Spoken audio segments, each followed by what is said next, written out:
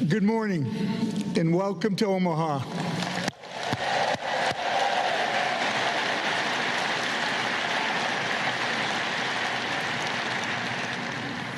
I want to welcome all our owners, our long-term owners, those that have recently become a shareholder.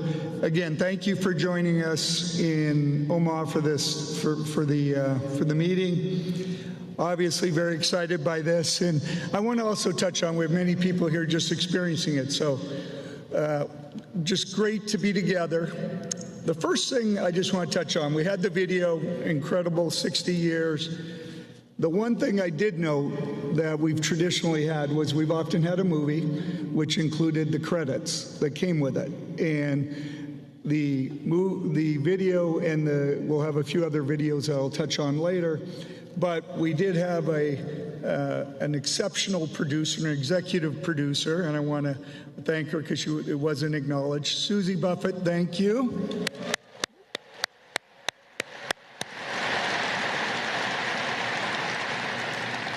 And then the director who's always done the movies, again, did this video and will do our company videos that I'll touch on shortly. Brad Underwood, thank you, Brad.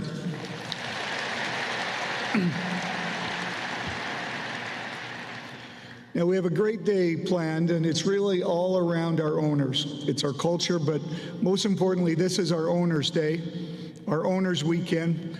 We have an exceptional group of owners, and we're just passionate to be here. We'll communicate a variety of things around Berkshire and our insurance, our operating subsidiaries, and Berkshire as a whole. But what we really treasure is the engagement with our owners, our shareholders, and the questions that come. So thank you. Really appreciate it.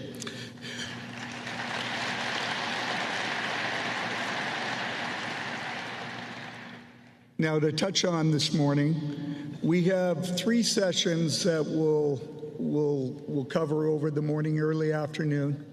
The first session, there'll be some pleasantries here, and then we'll move into a business update. That'll be the first session.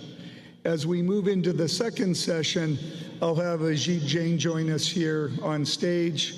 We'll obviously take any questions, so it'll be a question and answer period. We'll do the traditional rotating between our shareholders and Becky. Becky, thank you for being here. And we'll do the traditional Q&A. And then that session will wrap, and then we'll move to a third session that will have Katie Farmer. Katie is been the CEO of BNSF, our railway, for the past 5 years. And then we'll also be joined by Adam Johnson, who is a 10-year CEO of NetJets, but also took on an incremental role recently, and we announced that in December. Adam took on the Consumer Products Group, Services, and Retailing Group. So we'll have them join us for the third session, again, the traditional question and answer period. The only thing that I would say, this is also a little bit incremental or different from past meetings. Throughout this morning, we'll have 3 different videos associated with operating companies. The first one will be from Geico. Nancy Pierce, who's the CEO of Geico, long-term veteran and wealth of experience with Geico. She's over in the manager section. She'll narrate a video on Geico. And then we'll also have a video on NetJets narrated by Adam, and a video narrated by Katie on BNSF, the railway. So that'll be incremental. Now, the fundamental purpose of both having some incremental managers join us on the stage and the videos, we have an exceptional team at Berkshire. The depth of management's very deep. Obviously, we have a number of subsidiaries, but the depth of our team is great. And this is an opportunity through the videos or having incremental leaders on stage. It's an opportunity for you as our owners to both learn more about those businesses, but also about the leaders that lead them.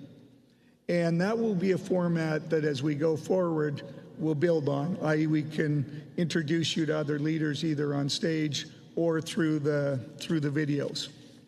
So let's move to the formalities now. I'm going to introduce our directors. I'm going to do it alphabetically. So if they could just acknowledge with a wave or however they would like to acknowledge our shareholders, our owners. Start with Howard Buffett.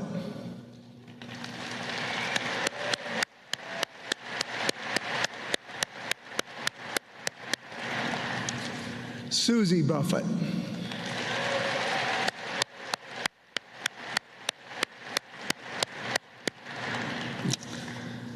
Our chairman, Warren Buffett.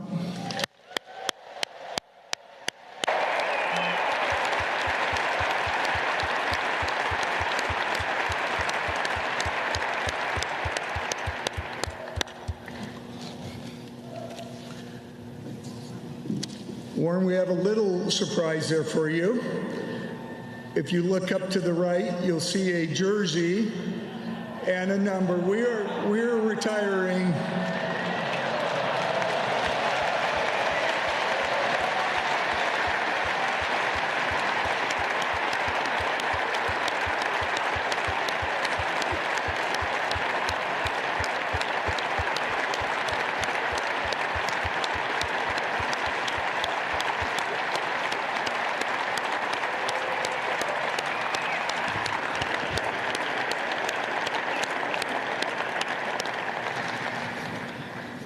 Warren, appropriately, it's number 60 for 60 years as our CEO of Berkshire. Equally, it's placed beside Charlie's jersey, number 45. Charlie was with Berkshire for 45 years, obviously our vice chairman, and a treasured partner of Warren, and it's just reflective of a great partnership. Thank you, Warren.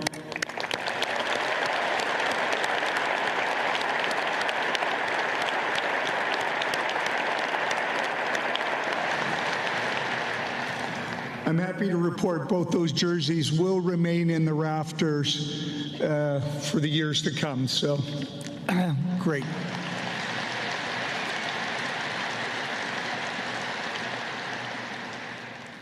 Now we'll continue with our directors. Steve Burke.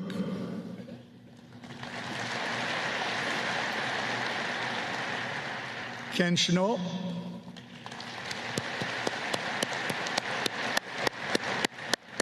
Chris Davis.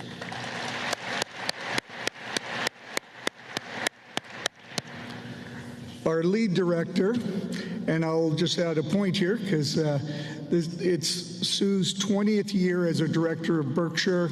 Thank you for being our lead director and all you do. Sue Decker.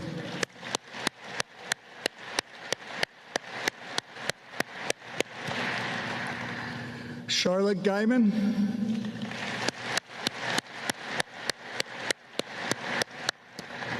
Ajit Jain.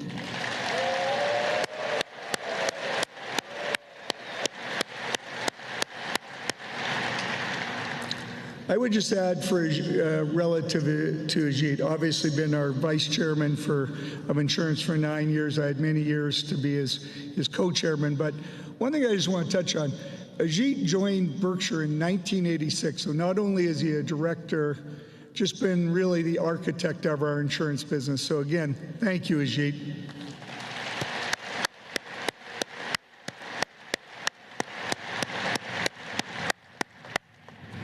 Tom Murphy, Jr.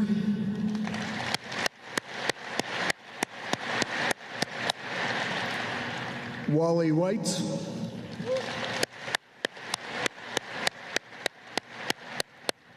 Merrill Whitmer.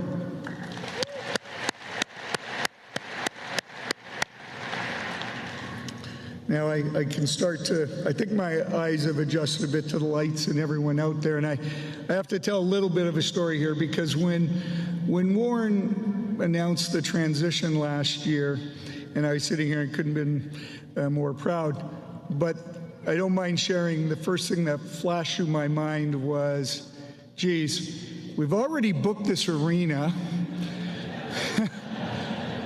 And I know the directors would be here, and I knew I would have some family here, but it's wonderful that I'll have you here, so thank you.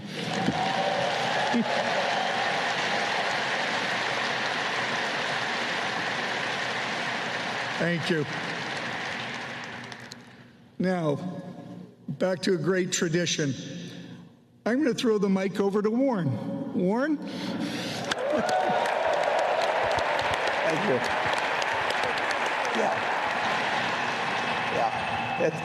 This is not my show today, but there are two. There are two anniversaries that we're kind of celebrating today. One is the fact that the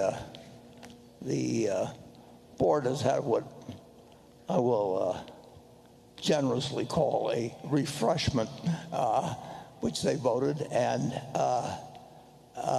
you couldn't have made a better decision.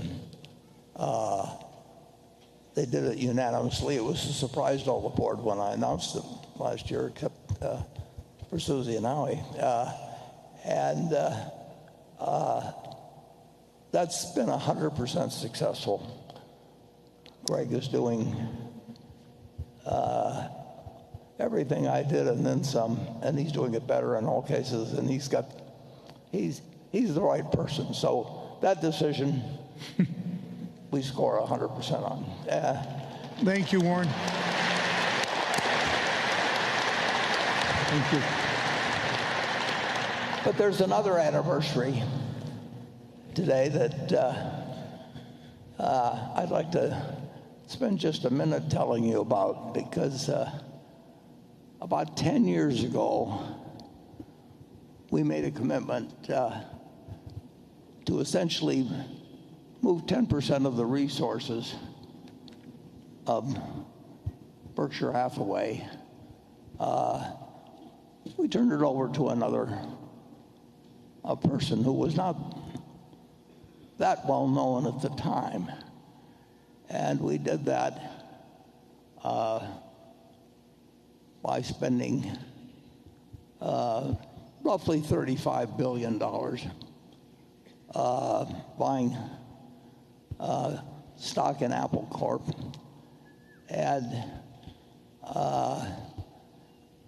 And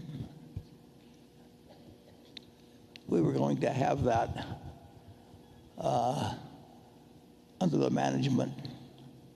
We're turning that money over to the management, essentially, of Apple to make Berkshire look good, and without any work by us, which is our preferred way of operating. And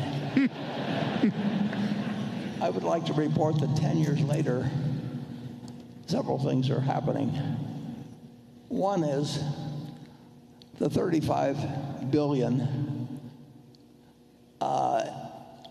counting dividends, realized appreciation, unrealized appreciation. But that has turned into $185 billion pre-tax.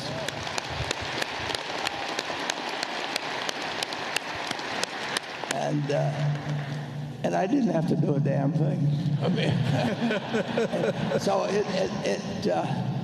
it's, you know, we're very big around here on having other people do the work and collecting the money. But that has been a success, and we do look at marketable securities as being businesses. That doesn't mean we hold all of them forever, but we still, our largest holding is Apple.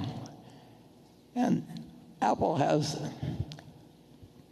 a very interesting history that some of you may be familiar with. But one item is that they're observing an anniversary themselves. I think just within the last week or so, they celebrated their 50th anniversary, and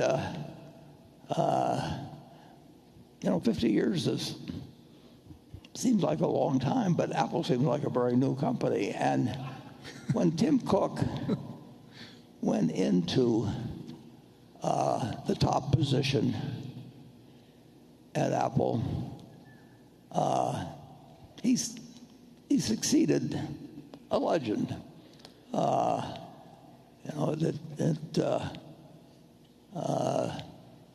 Steve Jobs was, everybody in America knew his name, and not many people knew Tim's name. And Apple had had this roller coaster experience where the two Steves had started in a garage or something 50 years earlier, and then I'm not sure how many of you know, but Steve was thrown out for a while. He came back in. He did these marvelous things in terms of developing products, and then he had an untimely death, and everybody said, who's going to manage Apple when Steve Jobs isn't around? And probably just a very few percentage points of American investors had even heard of Tim Cook. And we, in effect, Tim took over about 14 years ago when Steve died. But when we made our investment and turned over 10% of the resources of Berkshire, we were turning it over to Tim. And as I say, he has turned that into 185 billion or something pre-tax, which we won't bother to compare to our record with. But Tim has announced that he's retiring as well. That's an announcement that's just been made in the last couple of years. And so I think it's appropriate if Tim would take a bow and our shareholders would say thanks to him. Tim is right by me.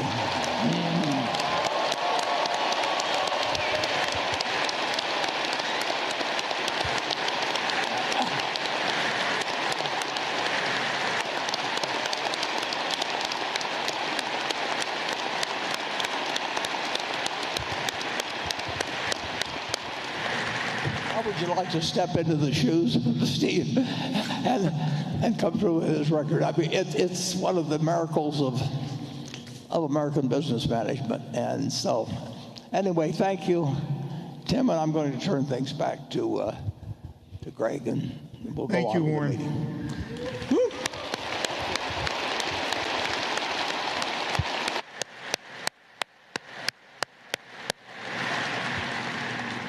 Tim, on behalf of our shareholders and owners here, we echo everything Warren said.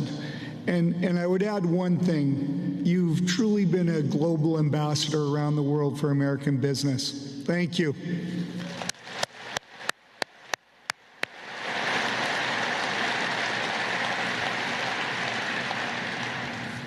And Warren, thank you for taking the mic there. I am reminded I have a cherry Coke here in your honor, peanut brittle in Charlie's honor, and that seat remains open. Thank you, Warren.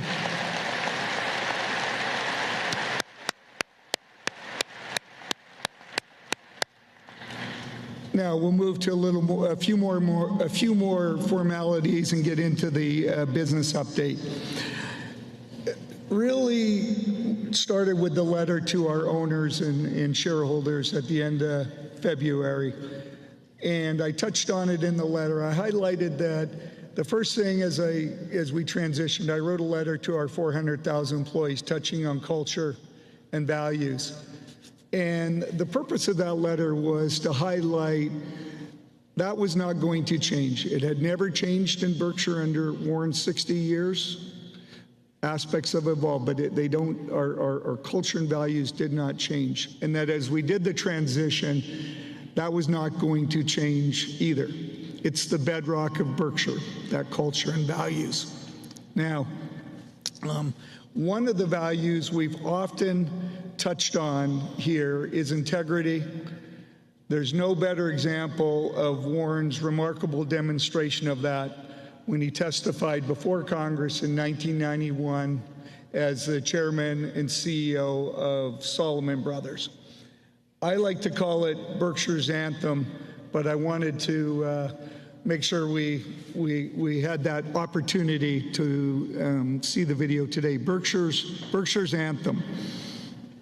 I thank you for the opportunity to appear before this subcommittee. I would like to start by apologizing for the acts that have brought us here. The nation has a right to expect its rules and laws to be obeyed, and at Salomon, certain of these were broken. Almost all of Salomon's 8,000 employees regret this as deeply as I do, and I apologize on their behalf as well as mine. My job is to deal with both the past and the future. The past actions of Salomon are presently causing our 8,000 employees and their families to bear a stain. Virtually all of these employees are hardworking, able, and honest. I want to find out exactly what happened in the past so that this stain is borne by the guilty few and removed from the innocent. To help do this, I promise to you, Mr. Chairman, and to the American people, Salomon's wholehearted cooperation with all authorities. These authorities have the power of subpoena, the ability to immunize witnesses, and the power to prosecute for perjury. Our internal investigation has not had these tools. We welcome their use. As to the future, the submission to this subcommittee details actions that I believe will make Salomon the leader within the financial services industry in controls and compliance procedures. But in the end, a spirit about compliance is as important or more so than words about compliance. I want the right words and I want the full range of internal controls. But I also have asked every Salomon employee to be his or her own compliance officer. After they first obey all rules, I then want employees to ask themselves whether they are willing to have any contemplated act appear the next day on the front page of their local paper, to be read by their spouses, children, and friends, with the reporting done by an informed and critical reporter. If they follow this test, they need not fear my other message to them. Lose money for the firm, and I will be understanding. Lose a shred of reputation for the firm, and I will be ruthless. I welcome your questions.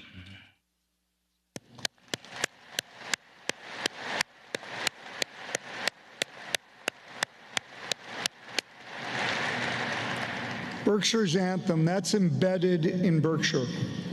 We send a reminder to it's a great reminder to our CEOs and employees, our 400,000 employees, and we do remind them of that, including, I ask our CEOs each year, just sent a letter in the first quarter, asking them as they run their business, as they make those daily decisions they make, apply that simple test that Warren highlighted, the newspaper test. Now, moving to the more formal update on our numbers. In fine tradition, we always start with our exhibit hall sales from the exhibit hall yesterday. And the interesting thing is last year was a record, as you may guess, but fortunately this year's sales were very consistent with 24. We're basically at 1.5 million sales. But the point is, we'd always love to get to 2 million, and we're not there yet. So we've got something to work on. But importantly, what the exhibit hall represents is our businesses showing their products and services, and you get to see this great commitment of our leadership team and their passion for Berkshire and their passion for the owners. I was fortunate to spend some time going through the exhibit hall yesterday, and that's a wonderful experience because we're getting the opportunity to engage with all of you as owners. So we treasure the exhibit hall, and what a great experience. And I'll just add, it's open till 4 o'clock today, and feel free to spend a little money. Now, truly moving to the more formal aspects of the business update. We issued our 10-Q this morning and had the related press release. You can see the results, and I'll touch on those. I'll start with Berkshire just as a whole. Obviously, we have our insurance, as I've referenced, as our heart of Berkshire was our foundation. But as we move to the non-insurance businesses, we're really fortunate to have a number of businesses in there, but in their aggregate, they're fundamental and really central to American businesses and American industry and to the American consumer. And when I combine those, it's really the unique opportunity we have to excel across those businesses. And that will continue. It's been our focus, and it'll very much continue to be our focus. If I start by looking at these results, I'll start with the insurance, total insurance.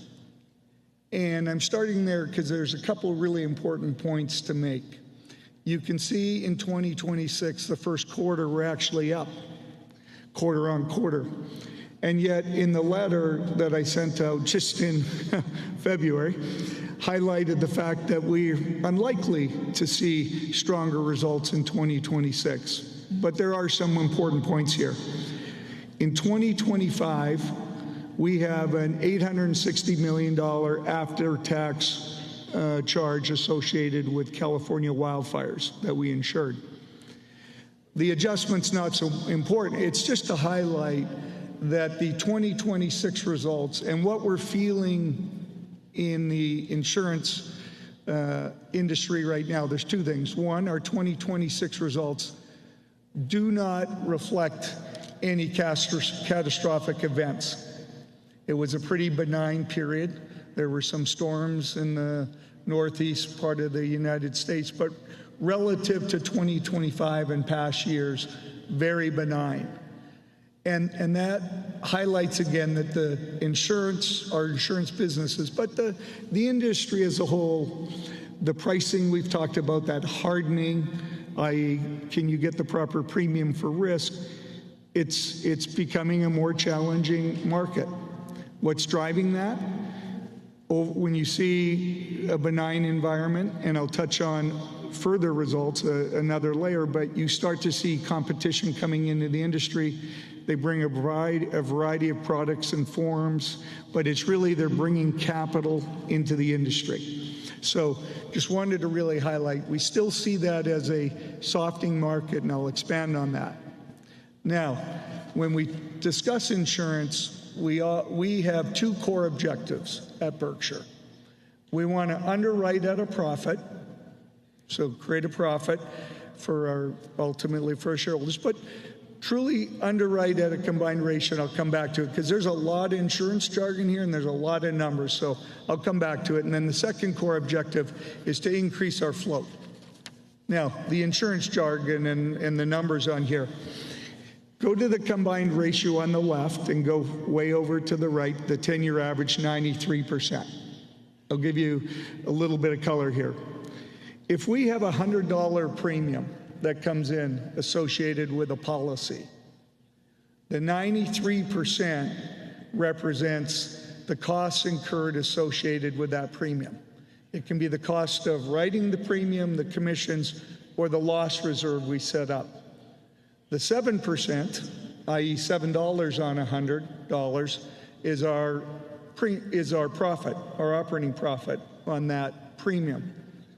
And then if I go back to the $93, just roughly $23 of that would be the expenses, the administration of running the business. And that's just an average. It varies across our businesses, it varies across the industry. The other $70, and this is very important, that's actually what goes down into float. So when you see our float growing, we take that $70, it goes into our float, and we'll incur premiums against it over the years to come. And when the premium shows up, we pay out against that 70. But if you take a simple small commercial business or personal insurance, that $70 effectively gets paid out likely over a 3 to 4 year period. That premium sits there as float.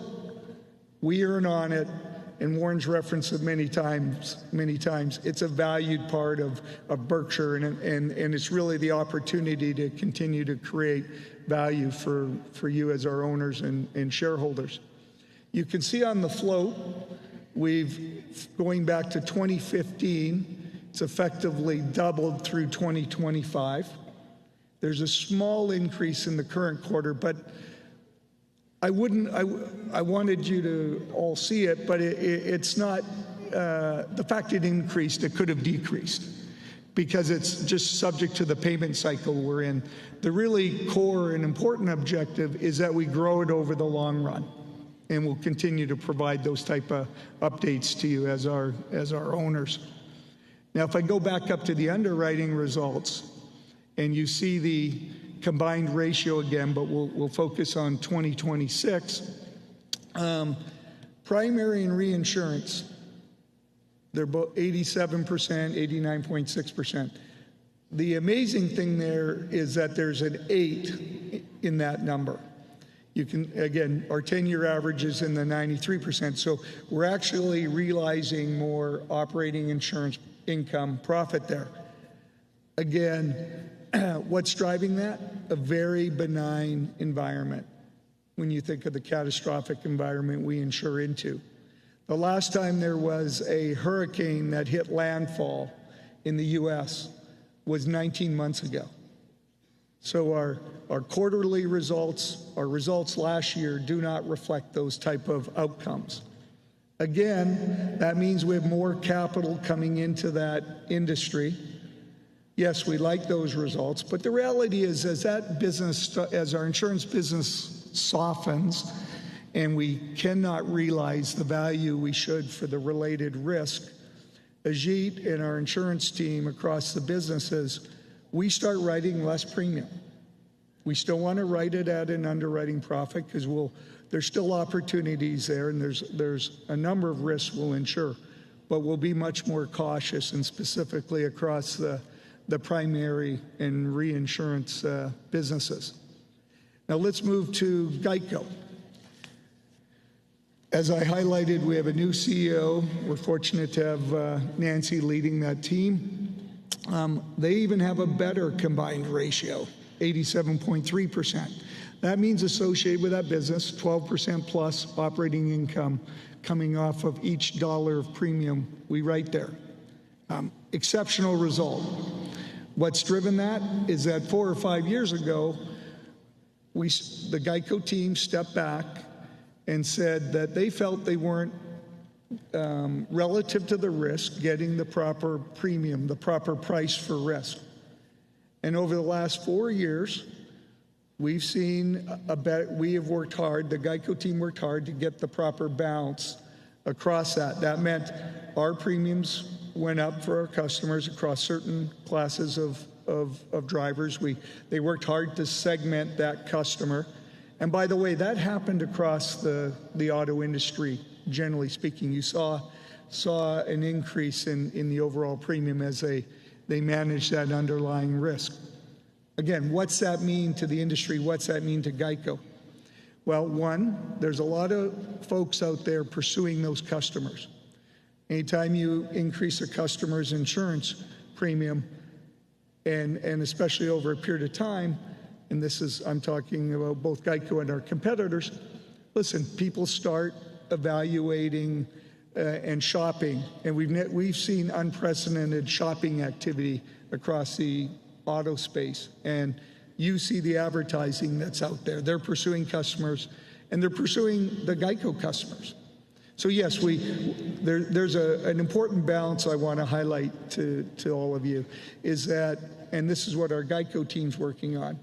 Yes, we have to get the price to risk right, but there's 2 other important things we really need to balance.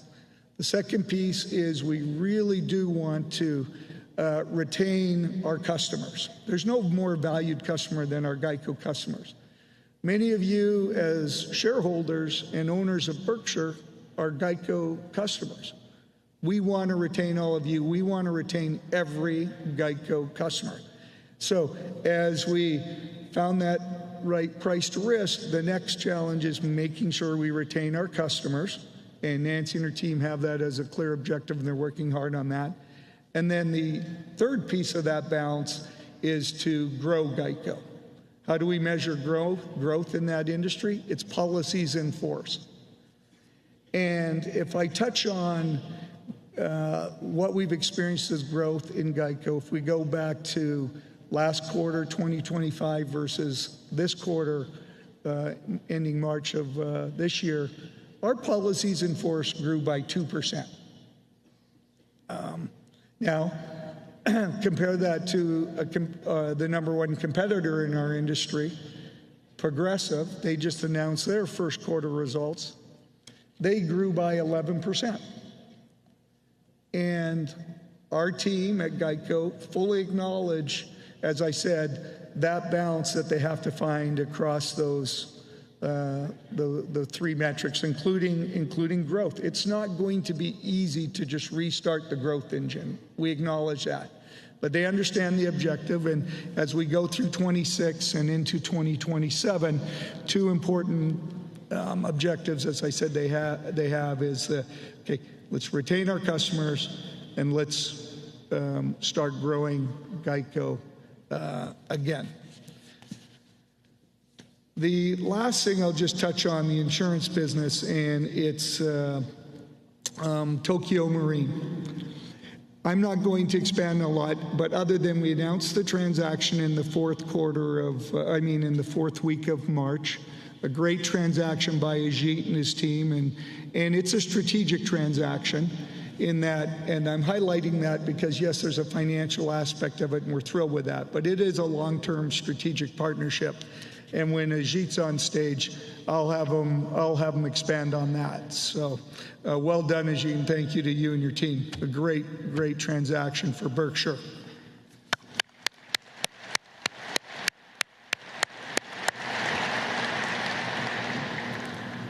Now we'll move to our non-insurance businesses. I'll start with BNSF. As I've highlighted, a number of our non-insurance businesses provide critical product services. BNSF is a great example of that.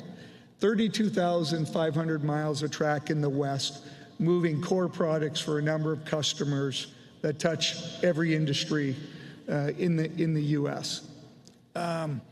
You'll see the results, some improvement there. But what we really want to highlight today, and Katie will be joining me on stage, and she'll touch on this, is that we have a lot of work we know to do at BNSF. We have a great group of employees who have been working very hard, I would say, on the ground, boots on the ground. So you've heard me talk in the past that we have to work hard in our yards and work on how we can move our cars quicker and meet our customers' expectations. And we're doing a very good job on the customer service side, but we've recognized we've got to get better operationally. Our team's also been very focused on what resources do we have? Do we have too many locomotives? Because actually too many locomotives, it sounds counterintuitive, but can be a problem. You're just not you're not as efficient, but the congestion and everything comes with it. So our team's been very focused on that. And then how do we best use our employees? Well, that's something our team's working hard on, and we're working hard to become more efficient and more effective. But we also have to very much recognize where we are versus our industry peers. This is the 6 Class 1 railroads that operate in the U.S., and we're one of them. And you can see that last year, we were 5th out of 6. And that's a reality of where we are, but we're also getting better, and we are going to get better. We recognize that this performance is, as I've said, our teams have worked hard, but there's a lot of room for improvement. Now, the good news is, if I look at it in 2025, and what we have here is our operating margin. So the 34.5% you see for Berkshire, that's the operating profit that came back to BNSF associated with its underlying operations. That operating margin improved by 2.5%, 250 basis points. That's a very positive outcome, obviously. And by the way, in fairness to our team. That's how the work they've been putting in. That on a nominal basis, that was the largest improvement across our 5 peers. So we're pleased with that, but we know there's a lot of work to be done. If you look at our first quarter results, happy to report that, okay, we went from 5th to 4th, but our team would be the first to say there's a lot more to be done. And if you look at our overall operating margin there, very consistent with the result last year, and the efficiency we've delivered is being maintained and improved versus the quarter over the quarter of 2025. So again, we see a lot of opportunity here to continue to get better, but to achieve where, say, Union Pacific is as a leader with an operating margin of 39.5%, we know that's going to require a step change, both as how we're operating, but even how we approach our operations. An important step that or something we've identified, we like to identify the gaps and where we can get better, is technology. And we're doing a lot at BNSF, and I'll touch on our other businesses here when I go through technology. But that's where we see a step change or potentially where a few of our peers have gapped out versus how we're using technology. I'm going to back up to Geico, and then I'll come back to BNSF. Because it was approximately 4 years ago, I was in a Geico meeting with our management team there, and they were discussing this price to risk and segmenting customers. And we had our operational team from Geico, they had the commercial team, but they had the tech team there. And they're often there, and you're looking for some help. But what I heard in that discussion was a clear technology transformation that was happening at Geico. It was obvious that the technology was going to be a big part of the solution as Geico tackled their certain challenges. And as that meeting wrapped up, I very much wanted to spend more time with the technology team to understand what was driving this, and they were calling it a technology transformation, because I could see that it was so applicable to what we were going to do, what we needed to do, and what we would pursue across our non-insurance businesses. So what is this technology transformation that they described at Geico? I'll summarize it in a few different ways, but first and foremost, we recognized we were going to become a builder of technology rather than just a buyer of technology. And that meant that we had a number of systems, and we often bought the related applications or software that came with it. And yes, it's a valued application, but it was disconnected from all our systems, obviously. We didn't have that ability to then use the information, get to the data. And what they started to talk about is simplifying the infrastructure, making sure we would build what we needed ourselves and deliver solutions back to our customers, and we would have clear access to the data. All things that make a lot of sense, but a massive challenge, and it doesn't happen overnight, and we're still on that journey at Geico in year 5, there's no question. But quickly recognize that this could be used across our other businesses. Very fortunate that at Geico they had put their leadership team in place to drive forward this transformation. And the most senior leader then came from Geico, joined our non-insurance operations, took on a senior leadership role, the leadership role helping us with the technology transformation at Berkshire Hathaway Energy, and then also as a senior technology officer at BNSF. So we started down that journey. And one of the first things you have to do is say, okay, we need a different resource base. So now we're hiring engineers. We hire developers in our technology group that help us start to build the solutions we need for these businesses. And it's going beyond Geico now. And we still have our valued employees there, and they may be retraining or transitioning to other roles. But the reality is we need less people managing the applications and the software, and more people building outcomes that our businesses need. Now, when I asked our team, well, how does AI fit into this artificial intelligence? Well, it's actually a big piece of this, because it's effectively what goes on top of a lot of our systems. And that's what they're building. They're using AI to build applications. And that's all great, but we also know there's certain risks around humanity. There's risks, and there's the broader risks for globally and for our country. But there's also risks within our businesses. And as they just start heading down this path, I said, well, okay, how should we think about this? How should we all be comfortable we're approaching this correctly? And they said, well, we don't really like to call it artificial intelligence. They call it narrow artificial intelligence. And they have three really important principles associated with it. And the first one was that, yes, we're using it, and we'll use it with these engineers we have and these highly skilled individuals we brought in, but how are we going to manage it? Well, the first thing was that we still have our employees, our senior management team involved in implementing the recommendations that we then receive associated with the architecture or the framework they put in place. There may be things that still occur and should occur, just like they did within our systems or within that. But as it moves up and the important decisions are being made, there's human involvement. Our managers, our employees are involved. And that's part of the governance that's effectively in place. The second piece is what they call the safeguard. And the safeguard is very intriguing because right away, of course, we all want good governance. We want that in place. But what's that mean? And our team said, okay, here's how I would describe it. If we ask for an outcome, we want a recommendation or an action, and we ask it now, and then half hour later we ask, do we get the exact same outcome?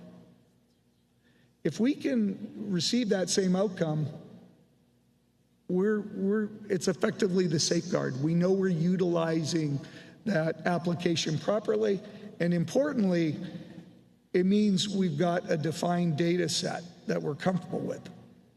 And I like to call it the constraint. We know we're constraining our data.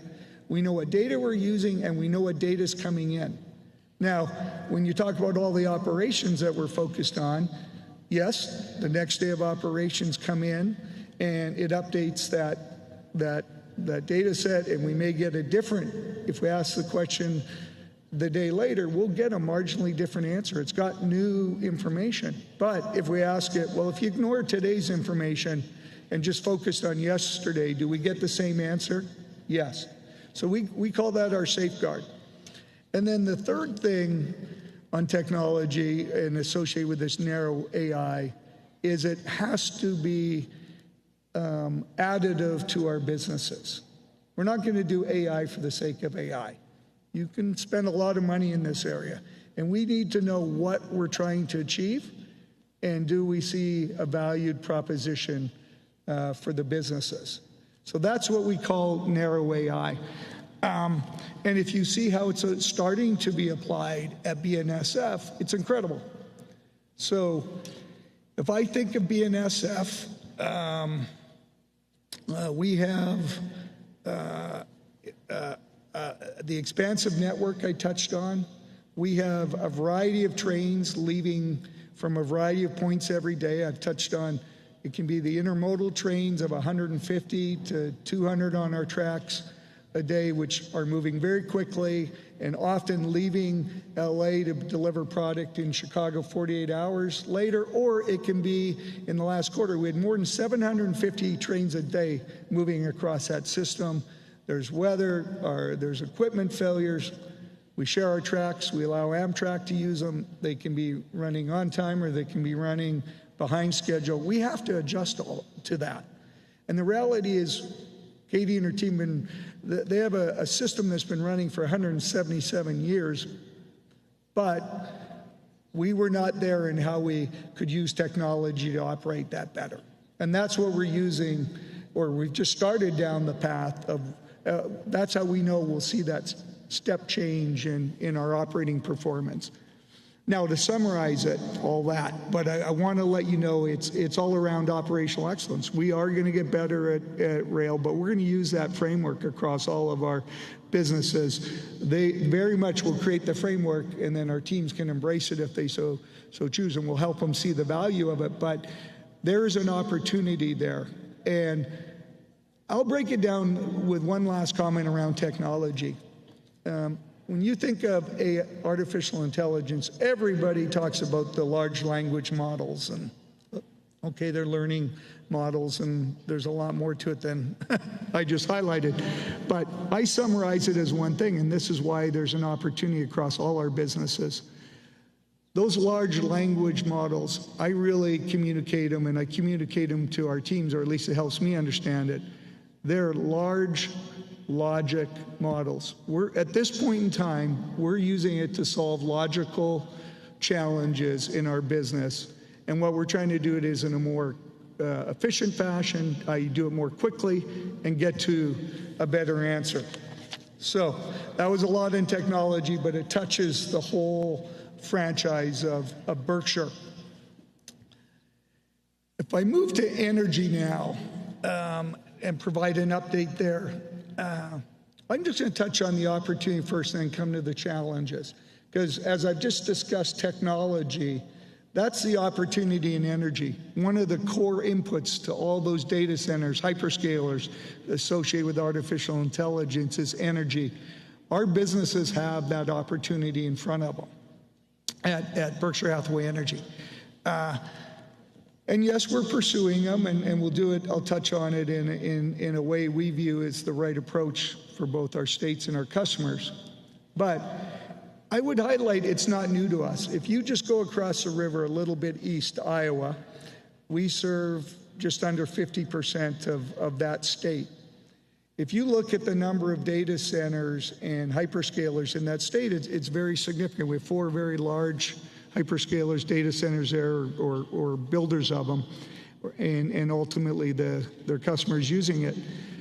But if I look at our peak load, i.e. the amount of energy being used from those data centers, it's at 8% of their peak load. And the only reason I highlight that 8% is when I hear people in the industry and all the utilities around us, a lot of states, they're talking about this great opportunity, and geez, hopefully in the next 5 years, they'll be from a relatively starting point. They want to get to the 5 to 10%. And we're already at 8, and we see opportunities to grow that by 50% over the next 5 years, or potentially more. But we'll do it in a way, and you're starting to hear more and more of this across the U.S., we'll do it in a way where we're not going to impact the costs of our other customers. These users of the hyperscalers, the data centers, and the users of the energy, they have to bear their full cost. We can't transfer that burden across all our other customers. And that's a principle we've applied across all our utilities and from the very early goings when we're building these data centers. And I would highlight, I think our team's doing an exceptional job of that. If I again go back to Mid-American, if you look at with all the data centers and hyperscalers and the infrastructure they put in place, their rates are still 45% below the national average. That's just unheard of. It's an exceptional outcome, and it just highlights they're doing the right things when they build this infrastructure, or it's a part of it. And we would highlight we have similar positive outcomes across the rest of our utilities. Now, and I would note one other thing. Our gas network, or our infrastructure there, our large pipeline company we have there, as they build out all this infrastructure, not just in our utilities, but across the U.S., our pipeline footprint will grow. A lot of it's being built by natural gas, and we'll meet that challenge. But here's an interesting point.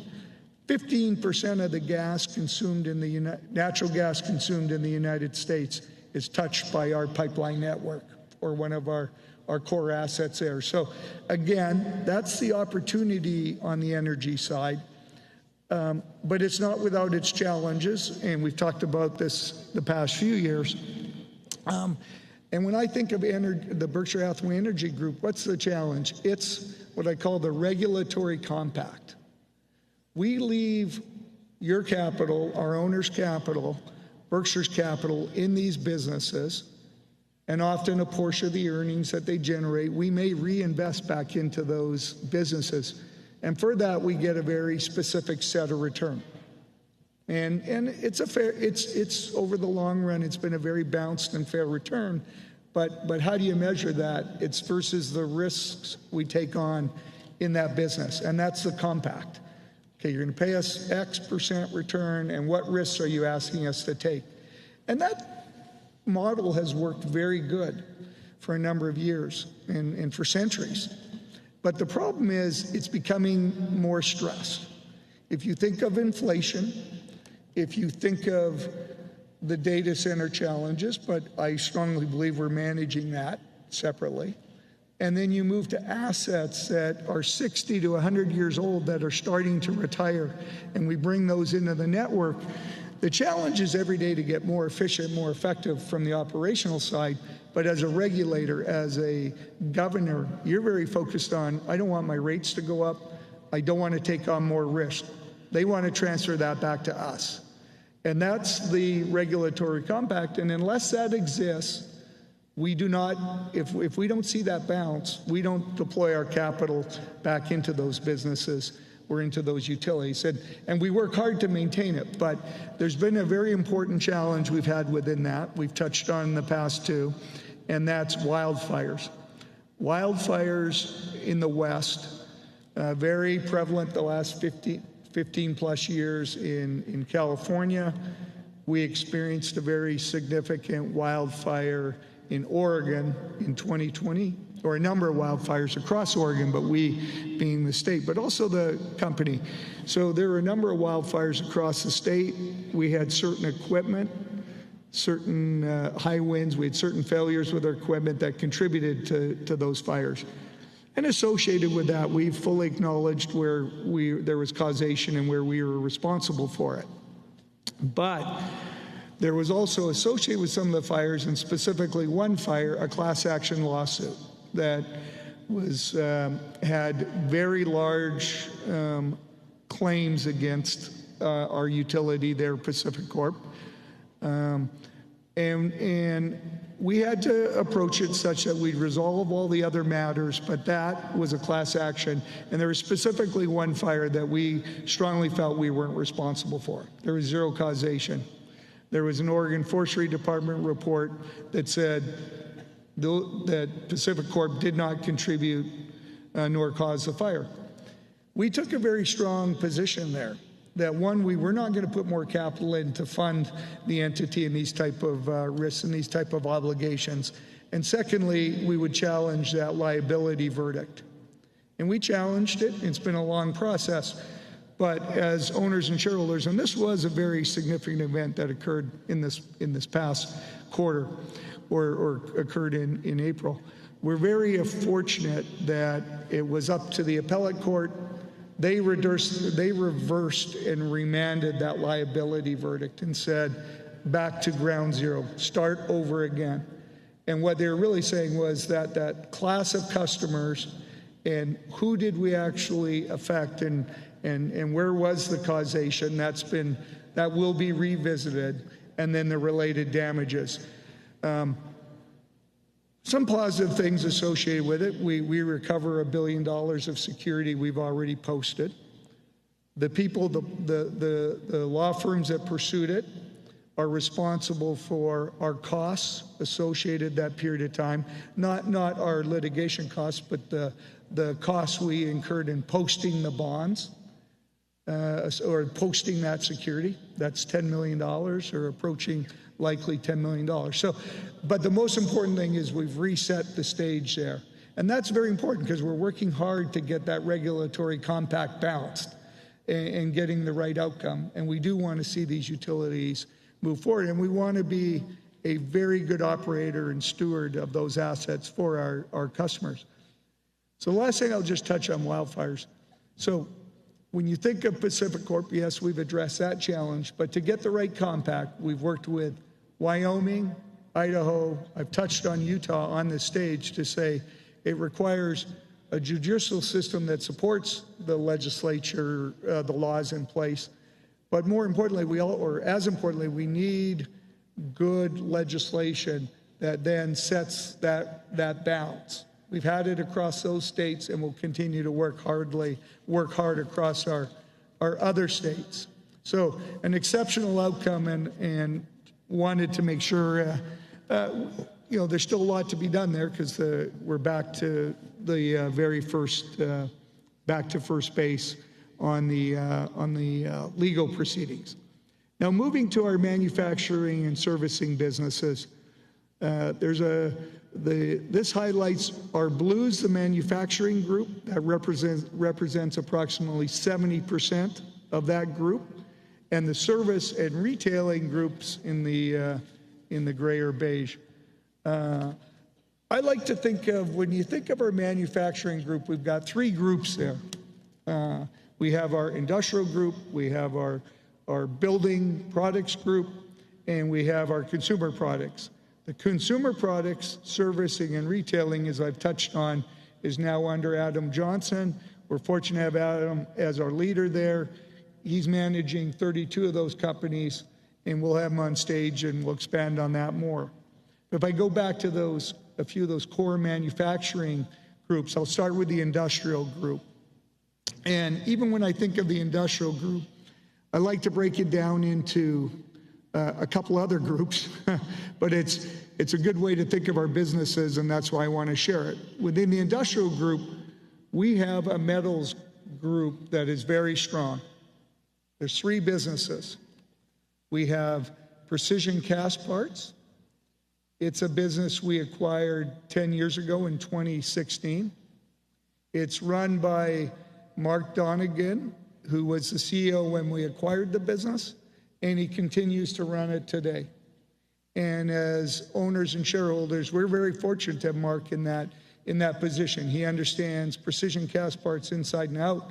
He understands the industry and very much works towards delivering solutions for our customers.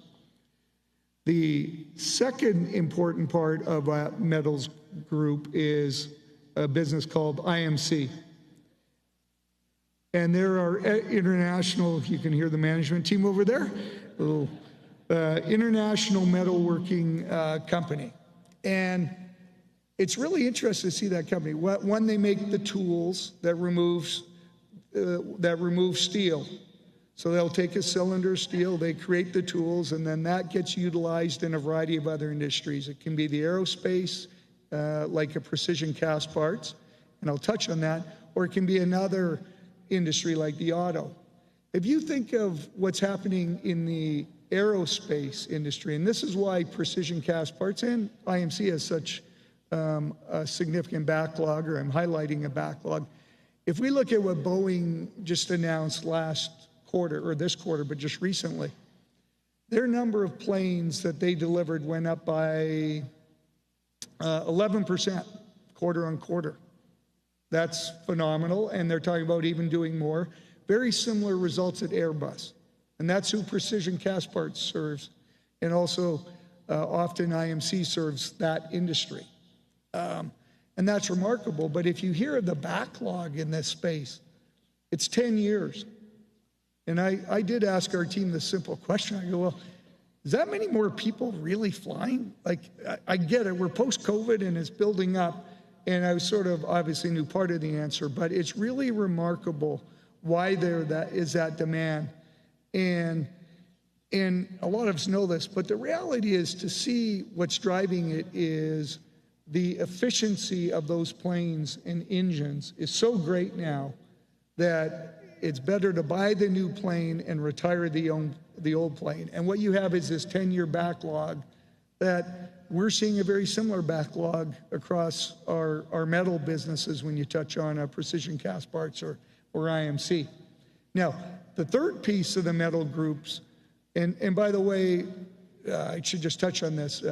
We acquired IMC basically 10 years before Precision Castparts. So you go back to a 2006 timeline, we acquired 80% of it. And again, we're very fortunate to have the senior leader there, Jacob Harpaz, who was at the business, the senior leader running it back then and still runs it today.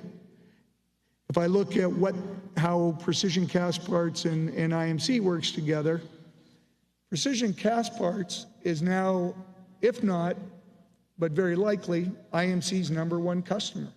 We have them working on joint solutions. Now I'll move to that third group. In 2022, we acquired Allegheny, and we're fortunate to have that in the family now, and a very good addition. But along came, also with it came 3 non-insurance businesses. There were a variety of other ones. They're tucked into the appropriate place in other businesses. But one of them that stood alone was WW Steel. And it was a family-founded company. It had transitioned to Rick Cooper. He's here over in the manager section. He's the CEO. And it's a remarkable business. They contribute steel into a variety of core infrastructures. It can be bridges. It can be stadiums. It can be arenas. Their most famous one is the Las Vegas Sphere. And here we bought an insurance company, and Warren has touched on this. We sort of had these nice add-ons that I'm not sure we spent a lot of time valuing that side of it, but incredible additions to the Berkshire family, and that really comprises the metals group. Now, if we move to the second group, is the chemical group we have within the industrial sector. We have 3 of those. We have Lubrizol going back to 2011. We've touched on that business many times. We then acquired OxyChem last year. Associated with OxyChem, we announced the acquisition. We closed it on January 2nd. Very nice addition. I would say they produce 2 core commodities, so it's more a commodity chemical business.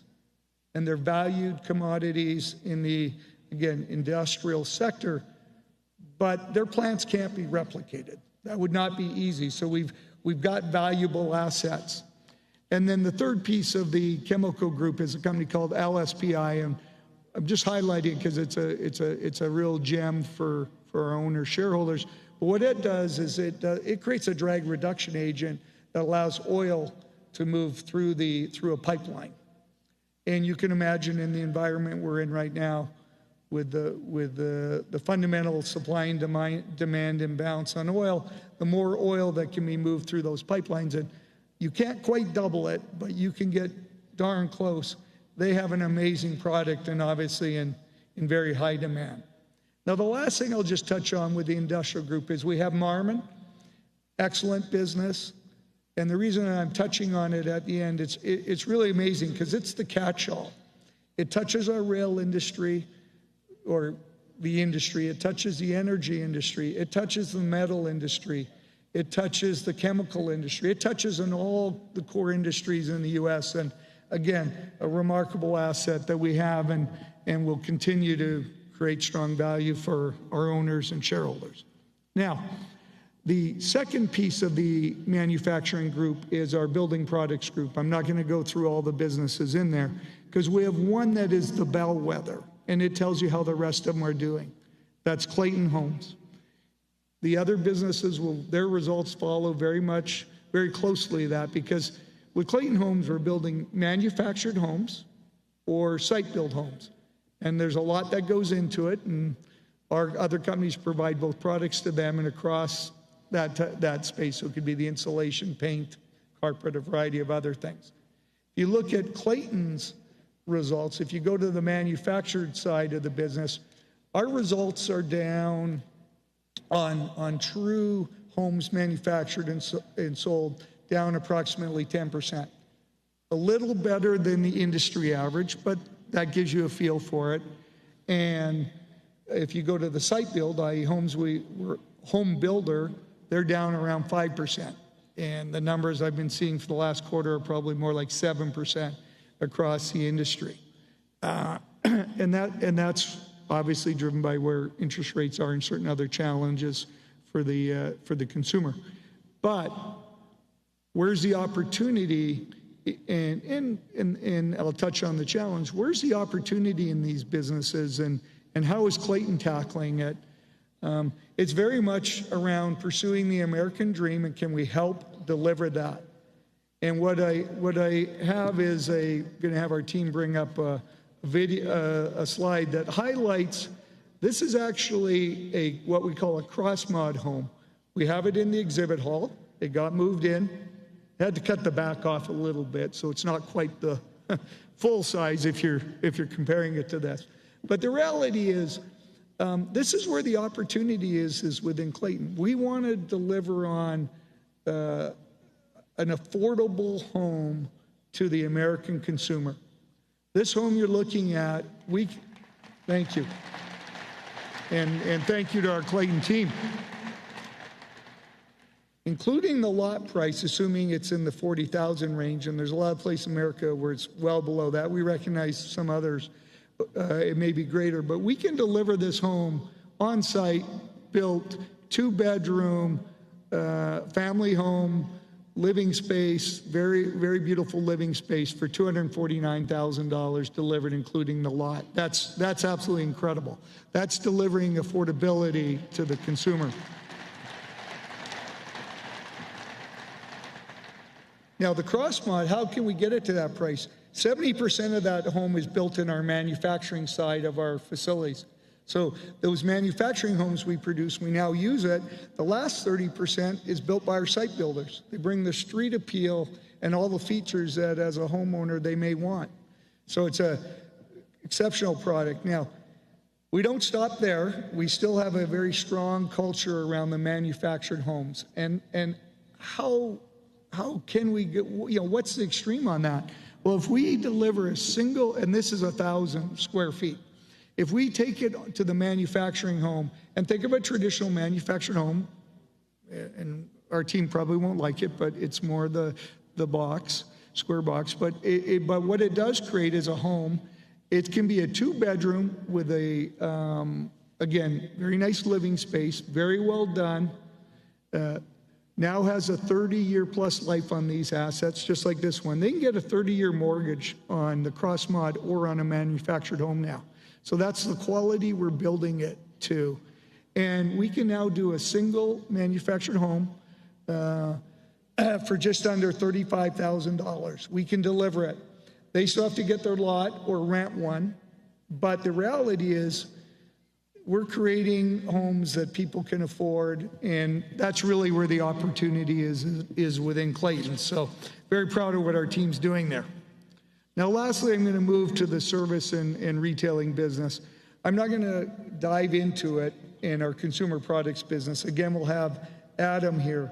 But when I think of those businesses, and Adam's been in that role, as I said, since December, very much learning the businesses, getting to know the management team, like myself and how we've always done it. We'll be very focused on capital allocation and the risk, but also very focused on helping the team achieve operational excellence across those businesses.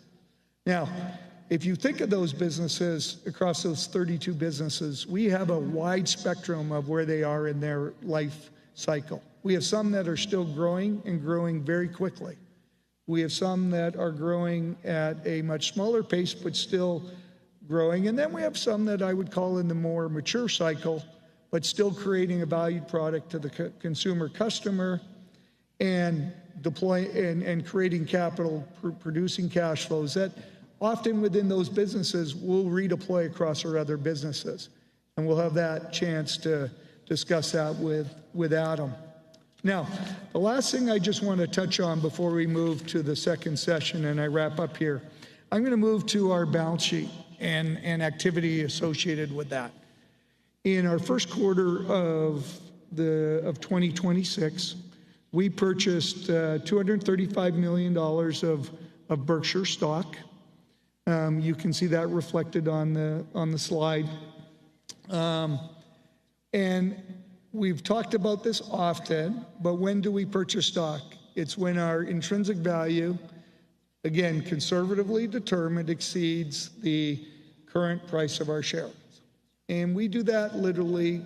Warren and I will be discussing this on a daily basis, and how do we feel around the overall value. It's not daily, but we think about it daily. And the reality is there's a lot of different ways to calculate intrinsic value. It can be a simple premium over book value.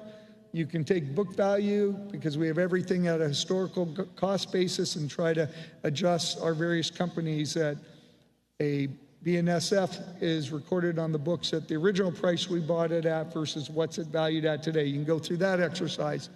Or if I think of it more as how we would think of businesses when we buy a stock or a full company, we think of it as we have our balance sheet, we know what our cash is, we know what our U.S. Treasuries are, we know what our equity investments are, they're marked to market, and then we have our operating companies in place.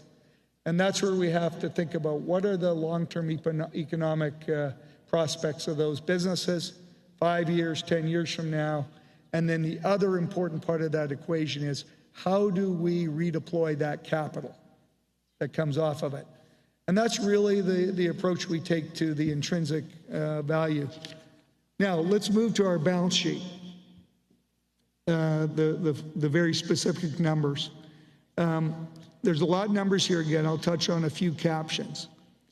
If you look at our cash and U.S. Treasury bills, there's a risk that people use the $397.4 billion as the headline number, because that is our cash and U.S. Treasury sitting there at the end of March. However, and we don't like these type of adjustments, but it is important to communicate it, there is $17.2 billion of payables associated with the treasuries that are in that total. How does that happen? We bought the treasuries right before the end of March, and the payable, i.e. the fact we use our cash to purchase those treasuries, that occurred right after the end of March. So we've got the treasuries up in the 397, and we're still holding the cash. Accordingly, our cash and U.S. Treasury bills net is $380 billion. And yes, it grew by that $7 billion you can see on the slide.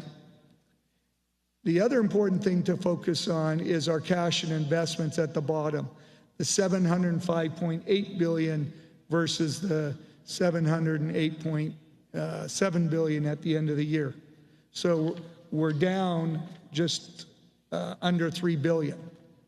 Now, what drives that, or what's the underlying numbers behind that? We produced a little more than, close to $10.5 billion of income and related cash flows in the first quarter. We also would have incurred certain capital expenditures against our businesses. We incur those to either reduce risk in the businesses, to manage those businesses on a sustainable basis, or to pursue growth. That was, like I said, just under $5 billion. Again, we are involved in our management teams as they decide to deploy that capital, and very comfortable with that. And then the other piece of the equation in the first quarter was we closed on the Oxy transaction. $9.5 billion flowed out associated with that. Very pleased with that. Now, we did have two transactions last year that we announced. OxyChem, we announced it and closed on it in this year. Last year, we announced Bell Labs, a smaller transaction. We're fortunate to have it join our company. Steve Levy and his team, a great group there. It's our, Warren likes to say we finally delivered on Charlie's objective around, we have a rat poison company that we value highly, but it's an exceptional business. But the reality is that's not in that number. We had the Oxy transaction, resulted in a little more than a $3 billion decrease in our results. So with that, a very fulsome business update. So I appreciate the opportunity to share where our businesses are and where they're going. So thank you.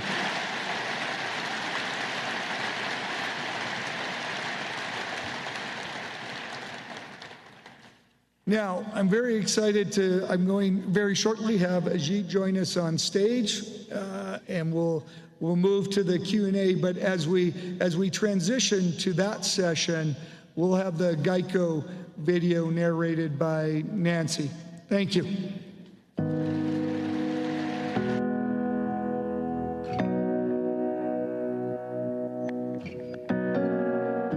Geico started out 90 years ago by trying to make things simple and giving a great price and service to customers. And when you think about it, today is exactly the same thing. We're just continuing to try and perfect that and make it a little better every day, a little faster, a little easier.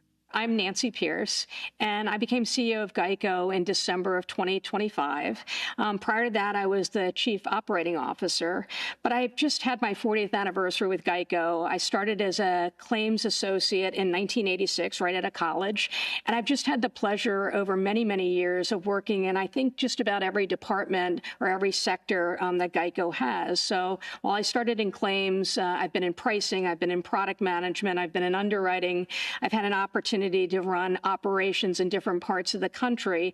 But what really has kept me all these years and what has inspired me, and I think inspires all 30,000 people at Geico, is every day we're delivering for customers, and we're doing something for them. We're saving them money on a product that everybody has to have, but maybe you don't necessarily want to use it.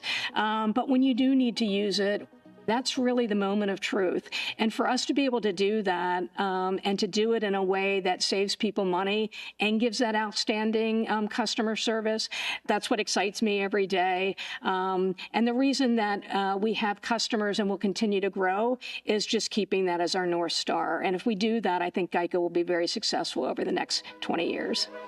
Geico was founded in 1936 by Leo and Lillian Goodwin, and their idea was to come direct to consumers and to cut out the middleman and to have much better costs and much better service for those customers. So in 1951, Benjamin Graham took an investment in Geico, and of course one of his students was Warren Buffett. And that's when Warren really started to think about Geico and to deeply try and figure out what we were doing, and met with the leadership of Geico, and that was one of his first very big investments, his personal investments. And then later, he started investing Berkshire Hathaway shares. And by 1996, he owned all of Geico. From that beginning, we now insure millions of cars, trucks, RVs, campers, et cetera. We're in all 50 states, and we try and be there wherever the customer needs us. That's always been sort of number one. I think from the first time I met Warren or Greg or Ajit, they always start by talking about integrity and reputation and making sure that you're doing the right thing for customers. So it's something we live and breathe every day at Geico, and it's absolutely a big part of our culture. Obviously, Berkshire Hathaway was founded in some ways on insurance, and being wholly owned has just been terrific for Geico and terrific for our customers over the years, because it really allows us to invest in our business and to make long-term decisions, not quarterly or annual decisions on what's best for growing our business. And, obviously Berkshire has many other insurance companies besides Geico, and we do work together with them. Geico sells many of their products, today, and we continue to look and bring more of them onto the Geico platform. There are always cycles in insurance. Sometimes there's bad weather. It's just making sure that the company's prepared for all of those things and to deliver on that promise that we make to customers when they buy that policy, to be there in their hour of need. So we take that very, very seriously. If you're involved in an auto accident, the last thing you want is to go weeks and weeks and weeks before you get paid and before the whole thing is resolved. So we really strive to do that now in minutes where possible, as opposed to in days or hours. Nobody really wants to spend a lot of time with their insurance company, but when they do, we want to make sure that they're getting the very best service as fast as they possibly can. So when I think about innovation, it's really about things that are going to allow us to handle claims faster than anybody else in the industry. What I'm really focused on is our customer loyalty and retention. So we want to improve those. It's a very competitive market right now. Everybody has come out of sort of an unusual period out of COVID in regards to frequency and severity. So I think everybody now, all of our competitors are in the mode to try and grow. And the best way for us to grow is to retain, every one of our customers. I think that what I'd like to communicate is just that every day, 30,000 people at GEICO go to work in support of millions and millions of customers. And I want you to know that that's what the GEICO team is delivering for Berkshire day in and day out, is a reputation of doing the right thing, saving customers money, and just giving outstanding service.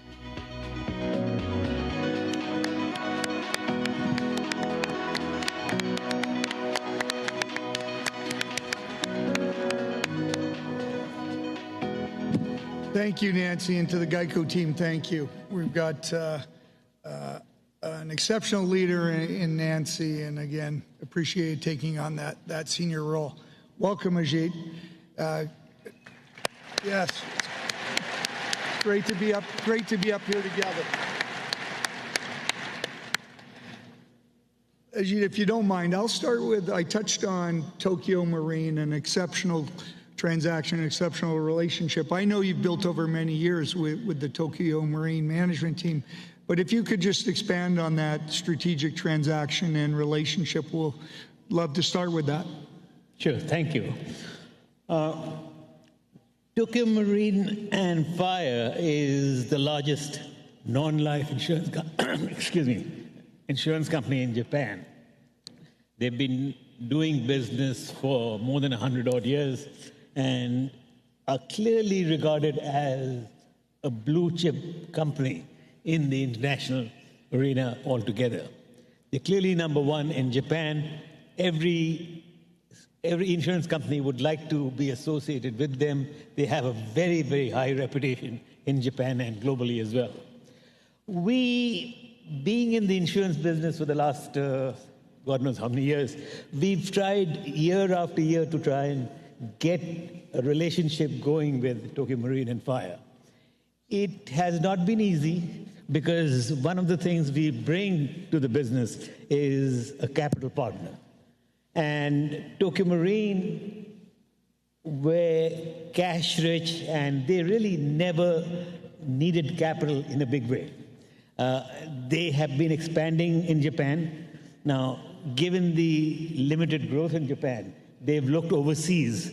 And over these last 8-10 years, they've really got most of the low-hanging fruit overseas that they would like to get.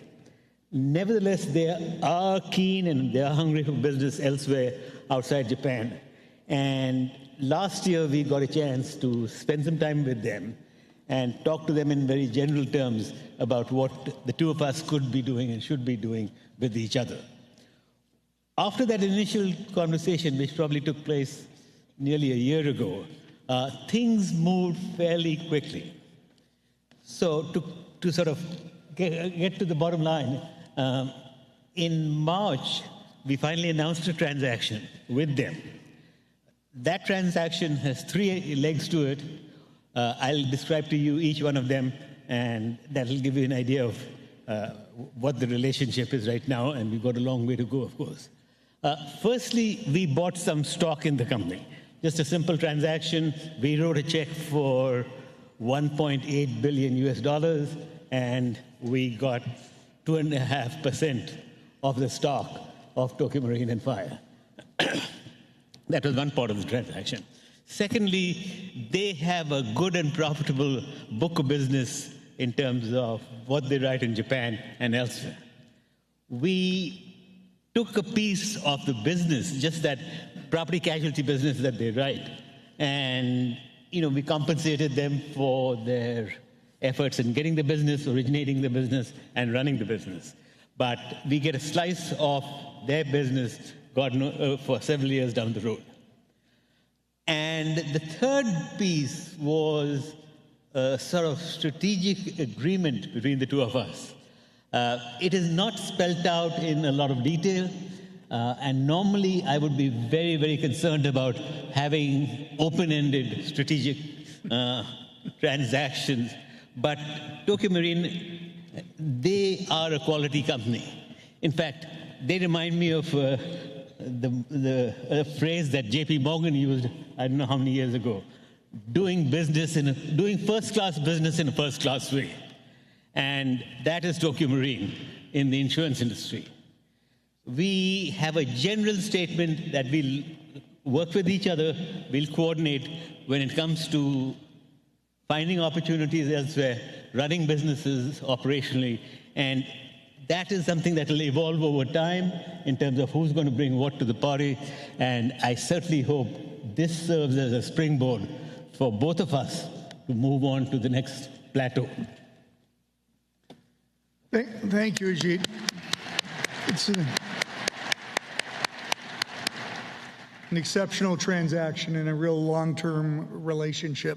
Thank you so much. And you know, it's one thing when I think of also it reminds me of our 5 other Japanese companies that we've made investments in. Yes, we like the financial investment, but we also see long-term strategic relationships that can develop across one or all 5 of them. So fully support and excited by everything you just described, Ajit. Thank you. Now, we'll move to the more formal, or not the formal, but our traditional Q&A, question and answer. And we'll go again to the stations and to Becky. But today we'll start with Station 1. Station 1. Hi, my name is Warren from Omaha. I've recently undergone let's call it a significant change in role. And I have, well, let's just say a not insignificant portion of my net worth tied up in Berkshire stock. Now, Greg, I've been watching this company for a while, long time, a very long time, and I've been telling people that I have no intention of selling a single share, not one. So my question is a simple one. I'm 95 years old.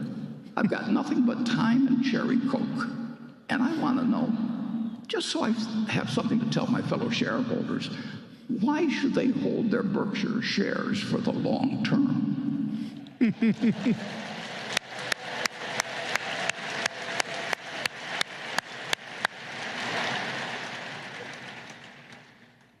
Anyway, Greg, I'll let you take it from here. Well, Warren from Omaha. Very astute question. If I think of what we've already discussed this morning, which is our culture and values, and highlighted that's the bedrock of Berkshire, then what did it create? It created the foundation that we have today. And that's this incredible set of assets that exists within Berkshire. We have our insurance business led by Ajit and his team, and we've talked about it being the heart, with talent and opportunities because we have capital available, and it'll be available at different times. So we've got significant opportunities there. If I think of our non-insurance businesses, I spent a lot of time on those, but we've got unique opportunities on the operational excellence side, and we'll pursue them, and there'll be incremental investment opportunities in there. We have our equity investments, as we know, and we also have a very important asset. We have our cash in U.S. Treasuries, and it serves a couple purposes. One, and you've heard Warren Charlie say this before, I've said it, we do not intend to be beholden to anyone. We start with that position.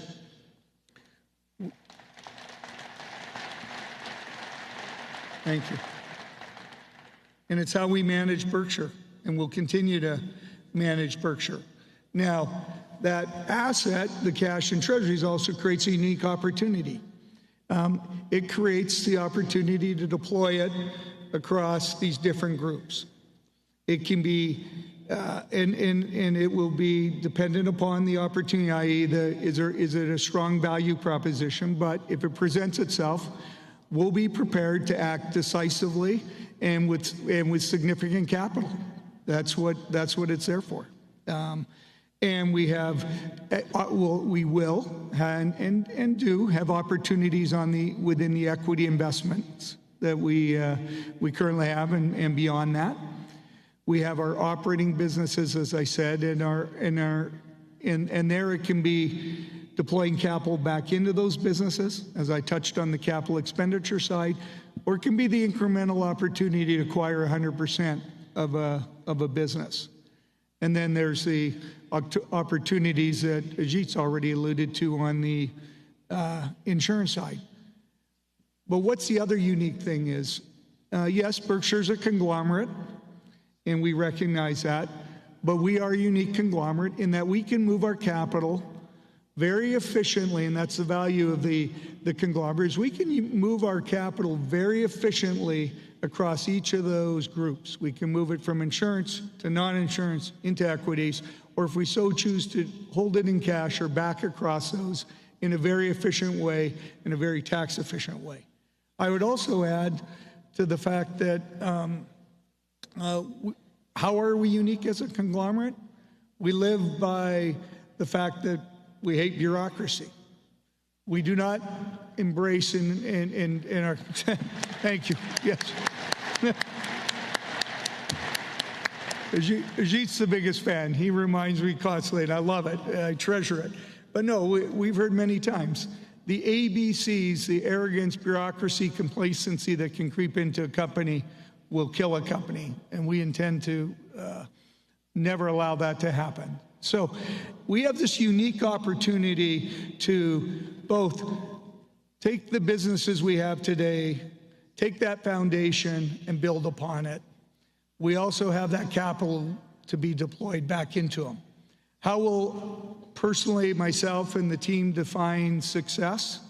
We'll define success is, can we ensure that Berkshire endures in its current form? That means we do business as we do today, consistent with the cultures, values, business principles we have, with both the long-term objective and with great purpose and intent, create long-term value for our shareholders. That will define success. Anyway, Greg, I'll let you take it from here. I've got a few things on my plate. Actually, excuse me, I need to take this.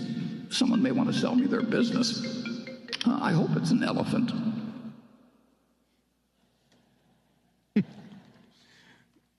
Well, yeah. Now, as you've all picked up, that was a deep fake.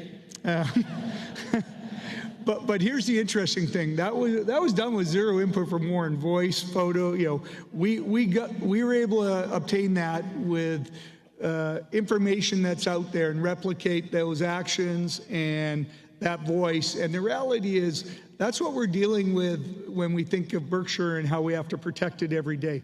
It can go to deep fakes, and they're using a way to try to penetrate our business. It can be the cyber attacks, but it's a great reminder for our team, because that is a significant risk across Berkshire that we're managing every day, cyber risk, and it's one that we take extremely serious. I touched on the technology side.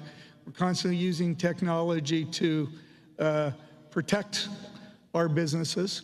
And then we're also trying to use technology to identify it. Where a lot of us have heard about Mythos and what's going on there.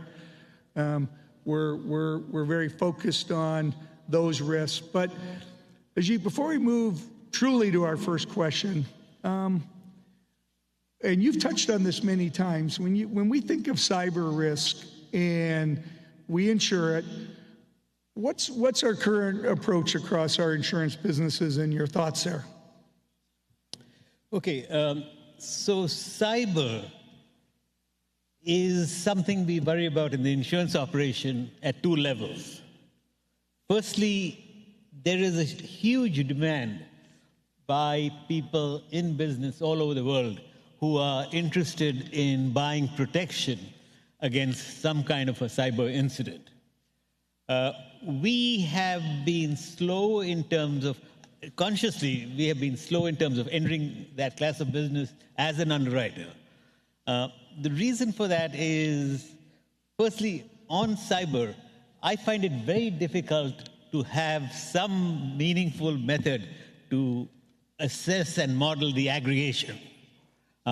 People will tell you, we've got it under control, and they'll show you all kinds of models, but nothing that I can really hang my hat on in terms of we really have a good feeling for what the aggregate exposure is. Because any risk we take on, the first question we ask ourselves, how bad can bad be? And I'm not sure we can answer that question as well as we should.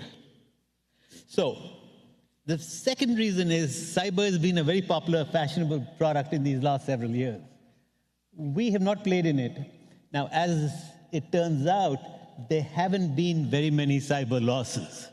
So people who've taken on cyber risk have actually made profits, and as a result of which, the premiums that cyber insurance commands has been coming down over time. So we'd hate entering a line of business where prices are coming down. So we're sort of sitting on the sidelines, and I'm not sure when, but I'm pretty certain that the day will come when we will have a fairly significant role to play in cyber.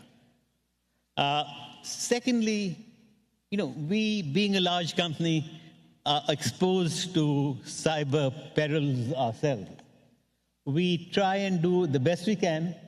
We, I think, are as good as anyone else. Now, cyber insurance is very highly regulated by the regulators, and we've been consistently above what the regulations call for. So I think we're doing the best we can, but I cannot be categorical about it. Thank you, Ajit.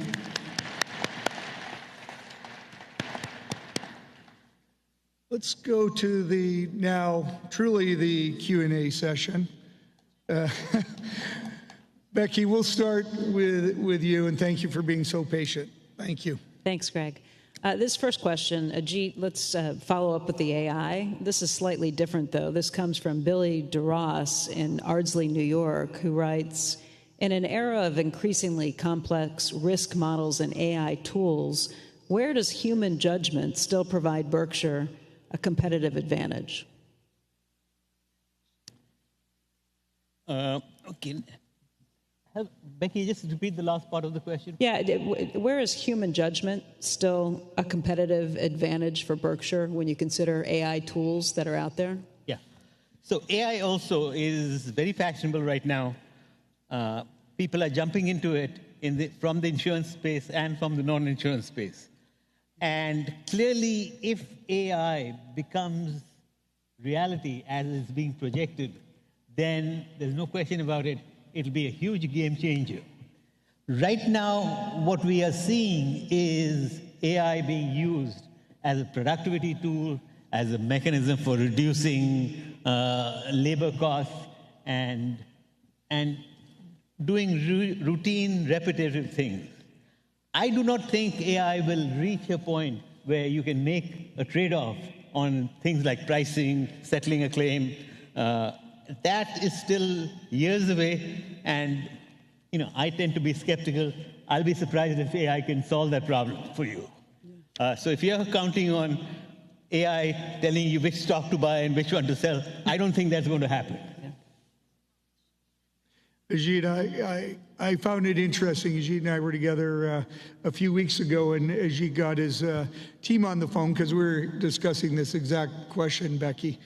And Ajit, your team immediately went to, yes, the cyber risk, which we've already touched on. They then went quickly to the fact that really across the insurance businesses, and it's that building concept, that we're very focused on how do we become more efficient in creating code and managing it. They immediately went to that aspect of it. And then, as you touched on, becoming more productive, more efficient.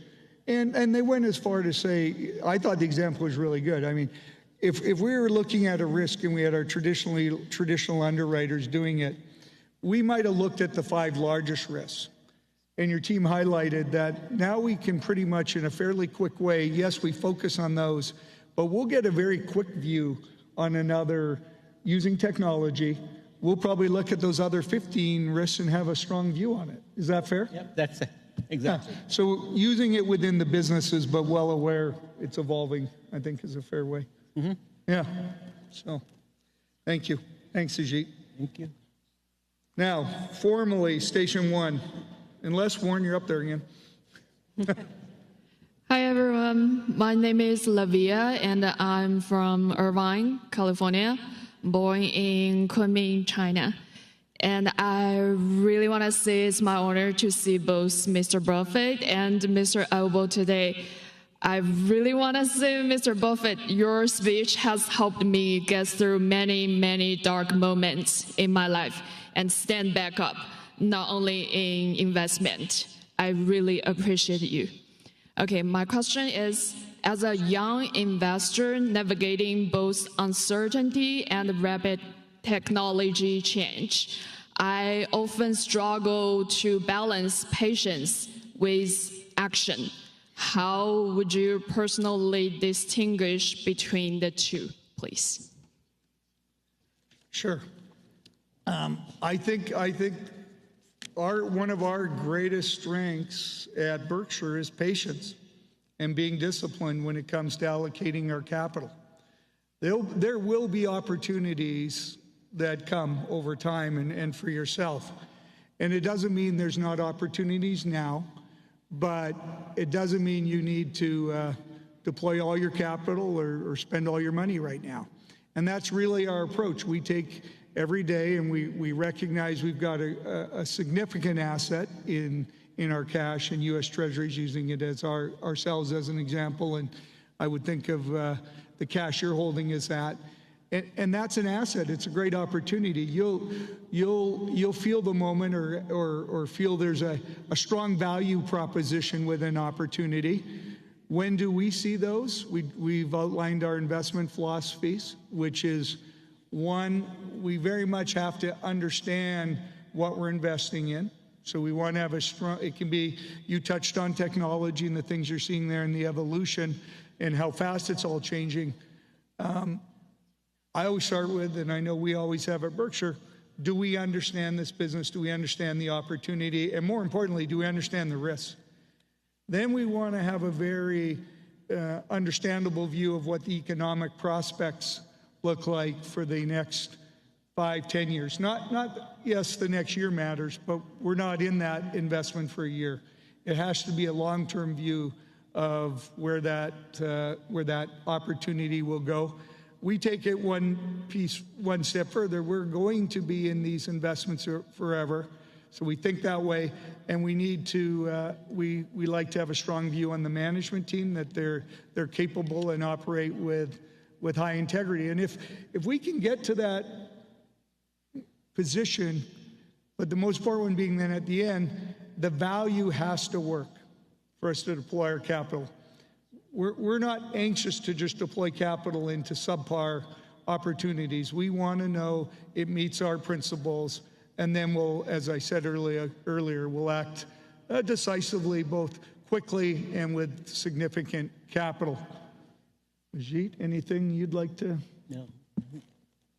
Thank you.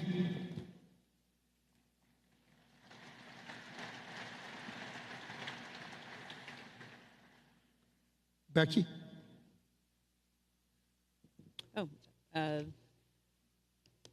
This question is for Greg, and it comes from Mark Lunder in Miami, who says he's been a Berkshire shareholder for 30 years.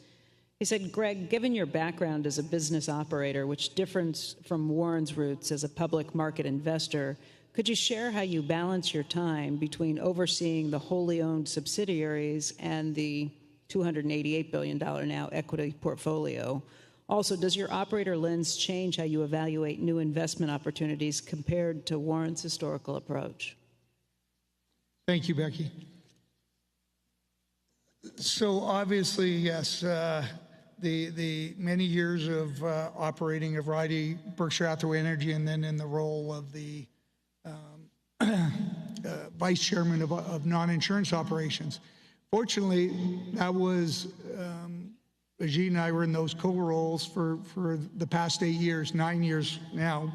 But that created a very significant opportunity for myself personally to understand those businesses. And as I've already touched on, we have exceptional businesses, exceptional leadership there. But there's still opportunities there. But it does, I'll spend a certain amount of time associated with those businesses and make sure we're allocating our capital properly and we're still thinking about risk across those businesses and encouraging operational excellence. Because, listen, having been inside a business, it's easy to look at your internal metrics and convince yourself you're doing okay. And you have to look outside and say, well, what is the customer seeing, feeling? What are our competitors doing? And I think that's what we can bring on the operational side. I've touched on bringing Adam on, or him taking on the incremental role across 32 businesses. He'll bring that great operating knowledge, and we have Ajit on the insurance side. Now, when it comes to the equity portfolio, and again, allocating time, still we have significant opportunities there as we look at deploying our capital that's on the balance sheet. And I shared where our cash and U.S. Treasuries were. I would highlight, if you think of our equity portfolio as it exists today, I articulated this in the letter. It's in a very we have a concentrated portfolio, and we highlighted that by calling it across the core. But the best name is really a concentrated portfolio of investments. And we had our core 4 concentrated investments I highlighted in the letter. We have our Japanese investments, and it's interesting. If you then go to the next number of companies where we have positions that are very significant, and I would add that associated with those, we may still be acquiring shares or rationalizing what's the right position across that portfolio. So the first group, when I highlighted it, was just under $200 billion and remains at that. We have, and closer to 185 billion right now.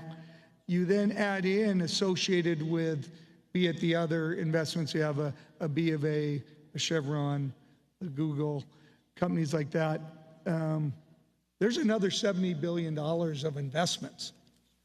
And what that highlights is a very significant portion of our total investments are highly concentrated and sit across a limited portfolio. The active management of that is really limited, is really what I'm highlighting. We know those businesses well. We know the management teams. Those are the things that Warren and I would still be absolutely collaborating on and discussing. We don't have to discuss them every day, but if there's something going on across those businesses, we'd be discussing it that week or that month. And maybe it's where they're going or what we've learned. The Japanese companies just announced their results in the last 48 hours, and that was an active conversation that Warren and I had just around their results and the businesses and what we're seeing there yesterday morning. So those are core, but it doesn't mean we just set them aside or they're concentrated investments. We're constantly aware of them and evaluating them.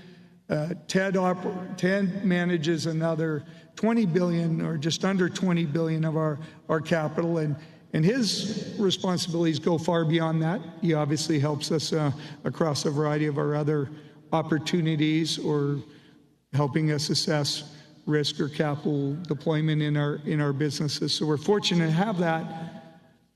But it's a portfolio that's very manageable when you think of the management around it and what's required of it. As we've touched on already, is the opportunity to deploy that cash in U.S. Treasuries at the right time is a very significant opportunity, including equities, including what we may see on our within the operating businesses and including the insurance side. But so when it comes to allocating the time, yes, there's a certain amount of time spent on operations, and we'll prioritize that because we see a huge opportunity to continue to improve and close those gaps and operational excellence. We see opportunities within our existing portfolio, but that is either adding to them or right-sizing it, and then constantly evaluating what other opportunities are out there, either in whole, totality, acquiring a company that's private or public, equally looking at what are the incremental opportunities if we're going to own a piece of a company. And those are evaluated in the same fashion, i.e. we look at, as I said, the economics and really tied to the last answer. Ajit, any thoughts there? Yeah. I really think capital allocation and operating businesses are two sides of the same coin. And a comment that Warren had made several years ago, I think goes a long way, when he made the comment saying that a good capital allocator will make a good operating manager and vice versa. Well said, Ajit. I didn't say it. Well said, Warren. No, but obviously we recognize it. And the last thing I just say around that, and I mean, when you think of our operating companies, and I touched on this, we have a very deep bench. We have exceptional operators that understand their business. They understand their industry, their customers. Yes, do we still have opportunities to get better? Yeah, it's continuous improvement, and we'll close those gaps. But we have exceptional teams there.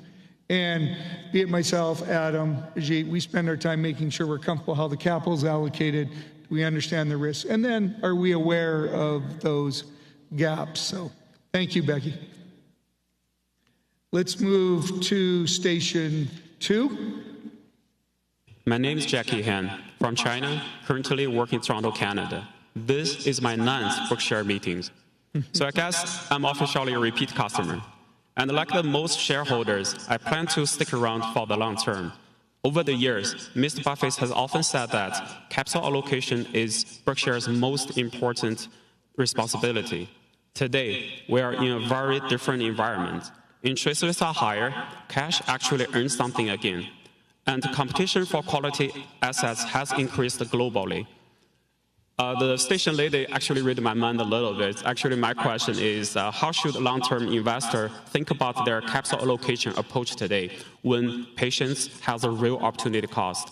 And also for Mr. Abel, as you step further into this role, how do you personally balance patience vs action, especially when standards are shaped by decades of Mr. Buffett's track record? Thank you. Thank you. And thank you for attending your 9th shareholder meeting. Yeah, so again, when it comes to our capital allocation approach in the long-term approach we've taken, it's very much aligned with our owners and our shareholders that are here. They've taken a very long-term approach around their investment. We're fortunate to have this unique ownership base within our shareholdings. And again, over the long term, there will be significant opportunities for Berkshire. And this is where it's back to the patience and the discipline around capital allocation. Do we have any idea what will occur tomorrow, or will that event be 3 years from now, 2 years from now? But there will be dislocations in markets that, again, will allow us to act. And that's where the both disciplined approach, knowing how we're going to our investment philosophy around those activities. And I would add, it's not that we don't see exceptional companies out there today that we'd love to own I'll be careful because I wouldn't want to say we long term we'd be happy to own those companies, because there's excellent companies that have excellent management teams that we evaluate. And I would say when you think of the world. It doesn't mean there's multiple handfuls of those type of companies, but they're there. But the price relative to the opportunity, the economic prospects of that company, and the related risks, we're not interested in acquiring those companies at that price. And that can be a piece of them or all of them. That doesn't mean that opportunity won't be there in the future. It's what we spend our time preparing for, i.e., one, being disciplined, but two, being aware of some core opportunities we would treasure or value at the right price. And that really ties back to the discipline.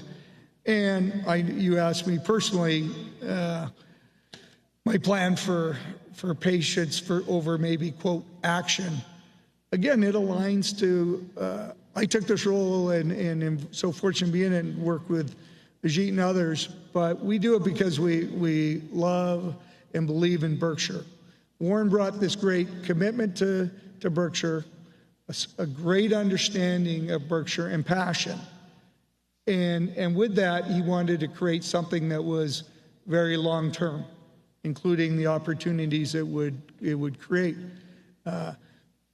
Personally, and I know all of us, we bring that same passion, and we fully intend to do it consistent with how we've done it in the past. So, thank you.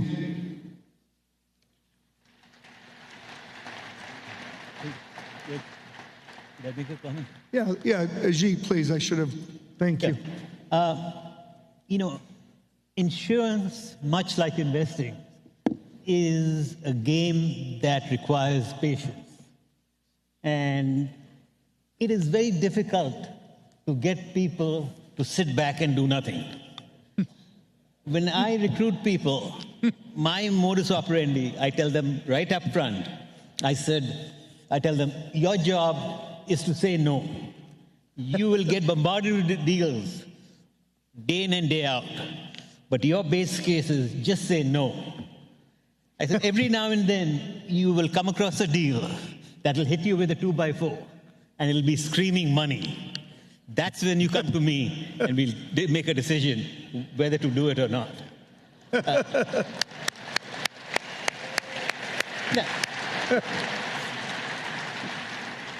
All kidding aside, it is very difficult to sit there and do nothing while everyone else is being wined and dined by brokers and taken to London. So I think the real test of being successful, certainly in insurance and therefore in investing as well, is the ability to say no. Yes, well said, Ajit. I think it applies to insurance, and I think your earlier comment, I mean, it's so applicable across all our businesses. It did remind me of one story, and I'll just share it quickly. We'd acquired a company, and we were still in having a challenging matter with how we were going to resolve some matters. And I remember the deposition, and I don't want to say it's one of my most proudest moments, but it was close to it. They said, well, how would you describe Greg as a CEO and a manager? And they said, well, all he says is no. And I think that's part of management. You have to be ready, and including investment, you have to be disciplined and ready to say no. And trust me, we understand that a lot of people have this urgency to act, but Ajit, you described it incredibly well. Thank you. Let's go back to Becky. Thanks, Greg. This question is for Ajit, and the writer is Mindy Wasserman. The question is, how and when can you offer insurance to ships crossing the Strait of Hormuz? I mean, the short answer is depends on the price.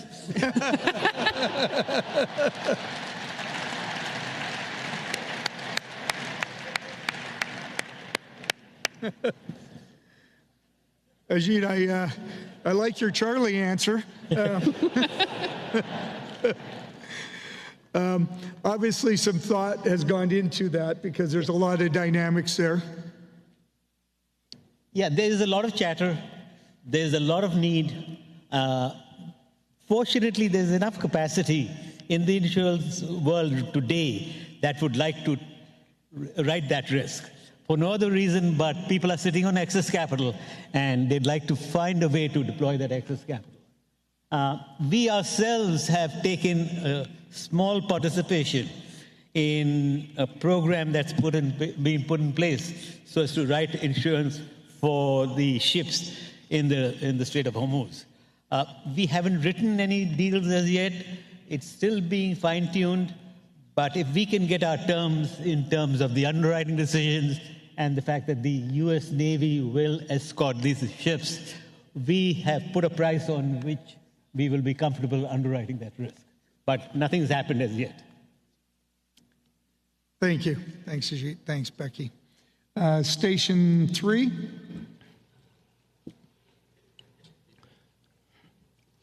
Good morning, Mr. Abel.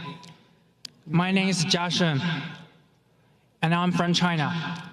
So my question is about the key investing principle, staying within your circle of competence. I imagine you and Mr. Buffett each have a somewhat different circle of competence. So how do you plan to manage the portfolio established by Warren Buffett? Thank you. Thank you. Yeah, as far as managing the existing portfolio and what's in that, that portfolio, as you touched on, was put together by Warren. But it is a group of companies that Warren understands thoroughly, and I would be very comfortable that I understand the businesses, the economic prospects of those businesses. So, and that's why when I outlined it in the letter, I was really trying to send the message that, yes, we're very comfortable with those. We understand it, and yes, it's a concentrated portfolio, but their businesses will evolve, and there's risks that may surface, so we'll constantly evaluate it. But it's a portfolio very, very comfortable with. And Warren touched on Tim Cook's amazing success with Apple, but Warren and Tim were recently discussing this, and they were talking about Warren didn't invest in it because he saw it as a technology stock. He saw what the product was and how much the individual consumer valued it. And it's a remarkable perspective, but it would be very much a similar perspective that I think many of us would apply. Maybe electricity, I know a lot, and I know how to make sure something gets generated and how we're going to transfer and all that. But am I really that interested in how they make the Apple phone? I'll be intrigued by where they make it and some of the risks and challenges around that. But I do fully, in our team, when we talk about it on a more broad basis, listen, we're looking and saying, do we understand the value and why that product has value? And it's really that value to the consumer. I think the unique opportunity we have, and so fortunate, is that Warren comes into the office each day. It's fortunate that we get to discuss potential other opportunities that may be out there, bringing a different set of skill sets. But in the end, we're going to narrow pretty quickly down to what's the opportunity? Why is it valued? Why does the consumer, whoever's using it, whatever industry it is, why will that company and that product endure? And then associate with that, where are the risks associated with that? And that pretty much is how Warren approached it, how I approach it. So when it comes to our existing portfolio, yes, we'll always be well aware of what we've invested in. But as far as understanding the opportunities and risks within them, very comfortable that have a strong view in that, and we're comfortable where we're at. Thank you.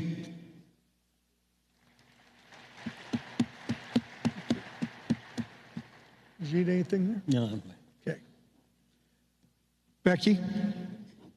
This question is for Greg, but I think it's important that you take it while Ajit's on stage with you so he can answer some of it too. It comes from Zachary Phelps from Medfield, Massachusetts, who writes, Ajit Jain has been described by Warren as irreplaceable.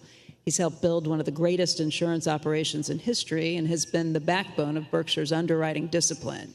How are you thinking about succession planning for Ajit and the insurance business, and how do you ensure that the underwriting culture, the insurance moat, is preserved in the next generation of leaders? And Greg, I'll just add for compression's sake, I did get questions about your succession planning too, so maybe you can add that in there. I don't know how I'm supposed to take that.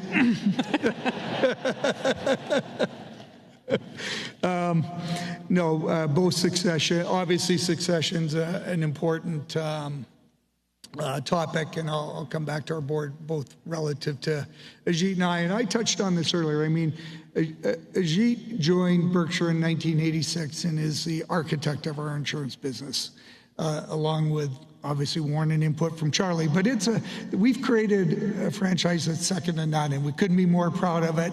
And as it was touched on, the culture and the discipline within it is exceptional.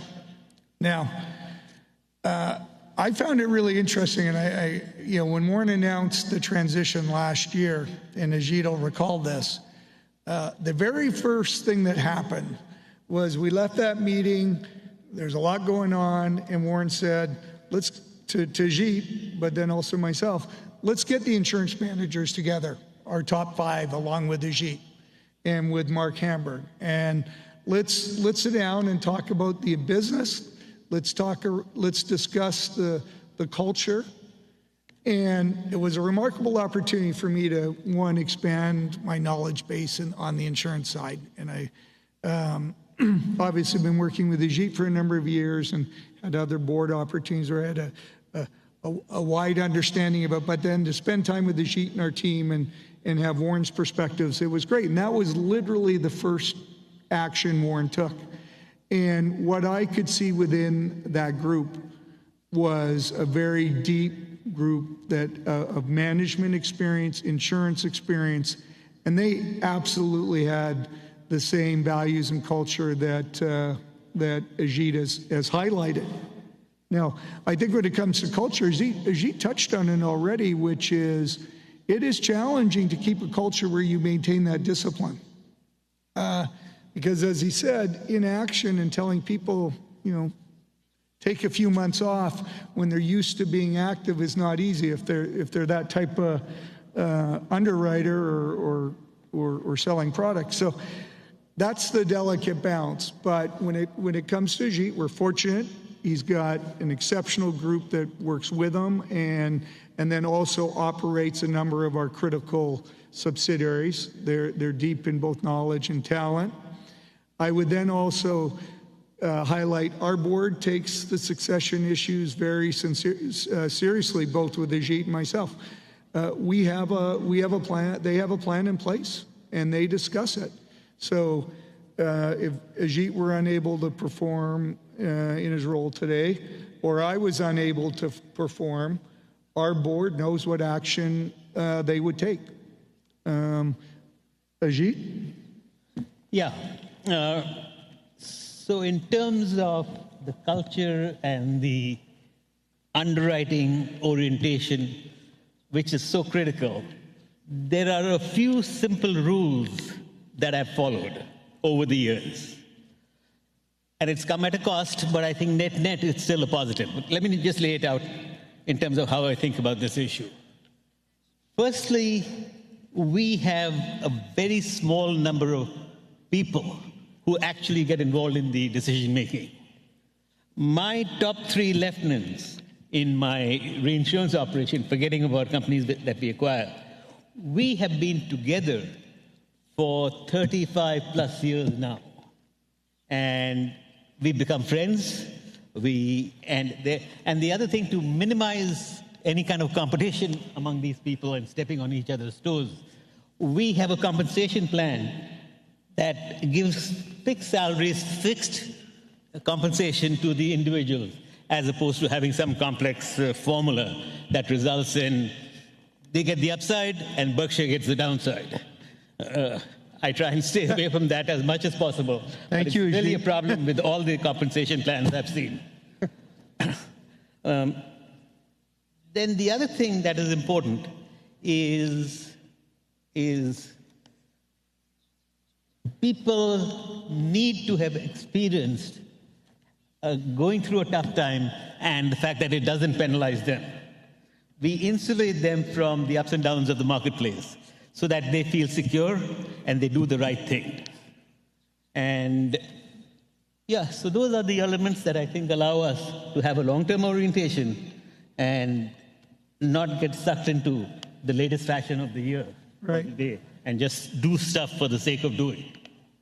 Your compensation question, such a critical point, Ajit. Yeah, yeah, the compensation thing, having seen all these programs over the years, I remember having mentioned to Warren at some point in time, I said, Warren, you give me a compensation plan, I'll game it, you'll not be able to figure it out for years down the road. And that's the problem, together with the fact that if the employees lose, they want to go back and renegotiate the plan. And if they win, they're happy to walk away with everything. So that's the big challenge. Thank you. Thank you, Ajit. Thank you, Becky. We'll go to station 4.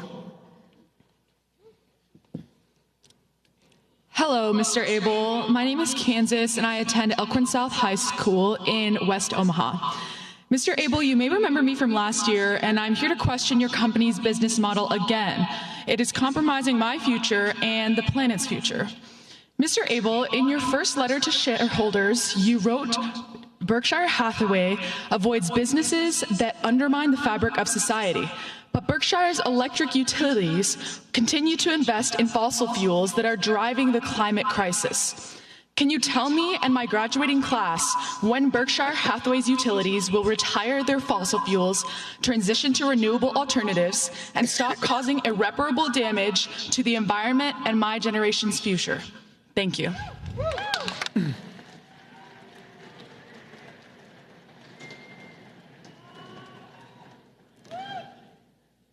Thank you. I had a very long and extensive answer last year to the question, and it is an important one. But I think it's one we have to recognize when we have. I'll touch on rail too. We have certain companies where we very much operate, and this would be our utilities. It would be our including our pipelines. We operate as a steward of those assets. We operate as a steward of those assets effectively for our states and for our customers. And whenever we approach resources, for example, that we may own or what we're going to build, it's very much, first and foremost, we absolutely need to comply with the current laws that are in place, including the federal laws. So we know what those parameters are. And as we see federal law and state law across our many states, but the federal law, there are things they do and there are things implemented to reduce the impact on the environment. We're very sensitive to that, and our teams are absolutely committed to both complying and absolutely doing it right. I would then add that if we're discussing our facilities, for example, across the river in Iowa, we have plans on resources and when we'll retire our coal units potentially and our gas units. That's very much driven by state policy. It's the state will decide, i.e. through their policy legislature and through our regulatory processes, how we'll operate, how long we operate these assets.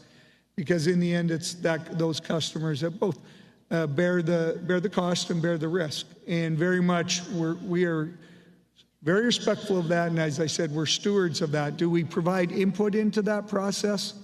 Absolutely. So for example, I know I touched on this last year, but if I look at our Iowa utility, this changes every year because of the load growth we've discussed. But if we look at on a 12-month, 365-day period, 93, it'll be very close on this, approximately 93% of our energy came from renewable energy. That's remarkable.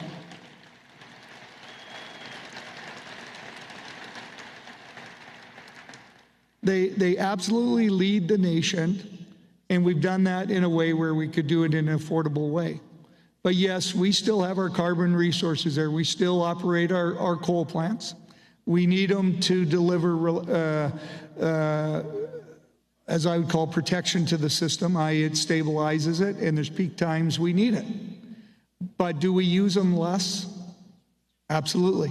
But that's a policy our state made many years ago. And we provided a lot of input, as I said, and we've deployed the capital to ensure that could be delivered. But the reality is, state by state, they'll decide what resources we'll deploy to serve the customers, and they'll also very much provide us input on when we'll retire our units. The real challenge going forward, and it's well beyond Iowa, because I think Iowa, and our other utilities, we approach it in a very prudent way, and we've got one, i.e. prudently, we're doing it consistent with our state policy, but we want to do it in a, call it a frugal way. We're not building for just sake of building. We're trying to do things that we feel are best for our states. But the challenge is when you talk about the hyperscalers and the data centers, it's putting a lot of pressure on the system, and there'll be if you look at the amount of gas units purchased, there'll be an incremental amount of carbon units used as we go forward. If that's going to be valued, if artificial intelligence and the consumers want that, and that's a valued product, it's going to put a lot of pressure on the systems and on the type of assets we use and the industry uses. Ajit, anything on the insurance side? Because I know you've gone on the insurance side as far as what do we insure, how do we approach it? Yeah, so right now, in the insurance sphere, the supply is greater than the demand. And that makes it very difficult to be able to carve out a deal that rationally is good for the buyer and the seller. When supply is greater than demand, then it's the seller that loses. So because of that, we haven't been active in getting involved in writing insurance for these new facilities, the data centers. The hyperscalers. Yeah. But clearly, there is a surge in demand, and as long as supply doesn't go crazy, we will get a few days in the sun sometime in the next few years. Yeah. Thank you, Ajit. Very valid question, but again, very, very proud. I would say literally proud, because I think the one thing we've always emphasized across our utilities, across our regulated entities, that would include BNSF. They have to move certain product that has certain risks and dangers around it. We are a carrier of that. We have to. That's an obligation that came with that railroad. Just like our utilities. There are certain things we do that are absolutely required, and the key is that we do it consistent with what's required, both federally and at the state level, and that we're exceptional stewards of the underlying assets. So with that, we're going to move, Ajit, thank you. And we're going to move to our next session, but let me explain how it's going to play out a little bit. So we're approaching 11 o'clock. As we transition, we'll move to a NetJets video. Again, just give you some more knowledge on NetJets and Adam Johnson. We'll then take a break, but this is the the exciting part, and we're very fortunate Warren agreed to this. At 11:45, Becky and Warren will do an interview backstage. So basically in 45 minutes, if you take a break and then reconvene, we'll have Warren on the large screen. Becky will interview him. As we take the break, there'll be a couple other activities. One, you'll get a 3-minute warning before the 11:45, so if you'd like to rejoin us, but you'll be able to see it throughout the arena, but it'll be, again, an interview from Warren. And then also during the break, we often did commercials during the movies, and we could have incorporated it into the video. We'll have those at the 15-minute mark. Basically at 11:30, the commercials will play. That'll be a 12-minute reel of our various commercials from our different companies. Be a 3-minute warning, and then we have the interview with Warren, and then we'll recommence the third session. As we recommence that session, we'll have a video from Katie on BNSF that'll allow our team to get settled in here. So please enjoy your break as we go to it. And Becky and Warren, we look forward to your interview. Thank you.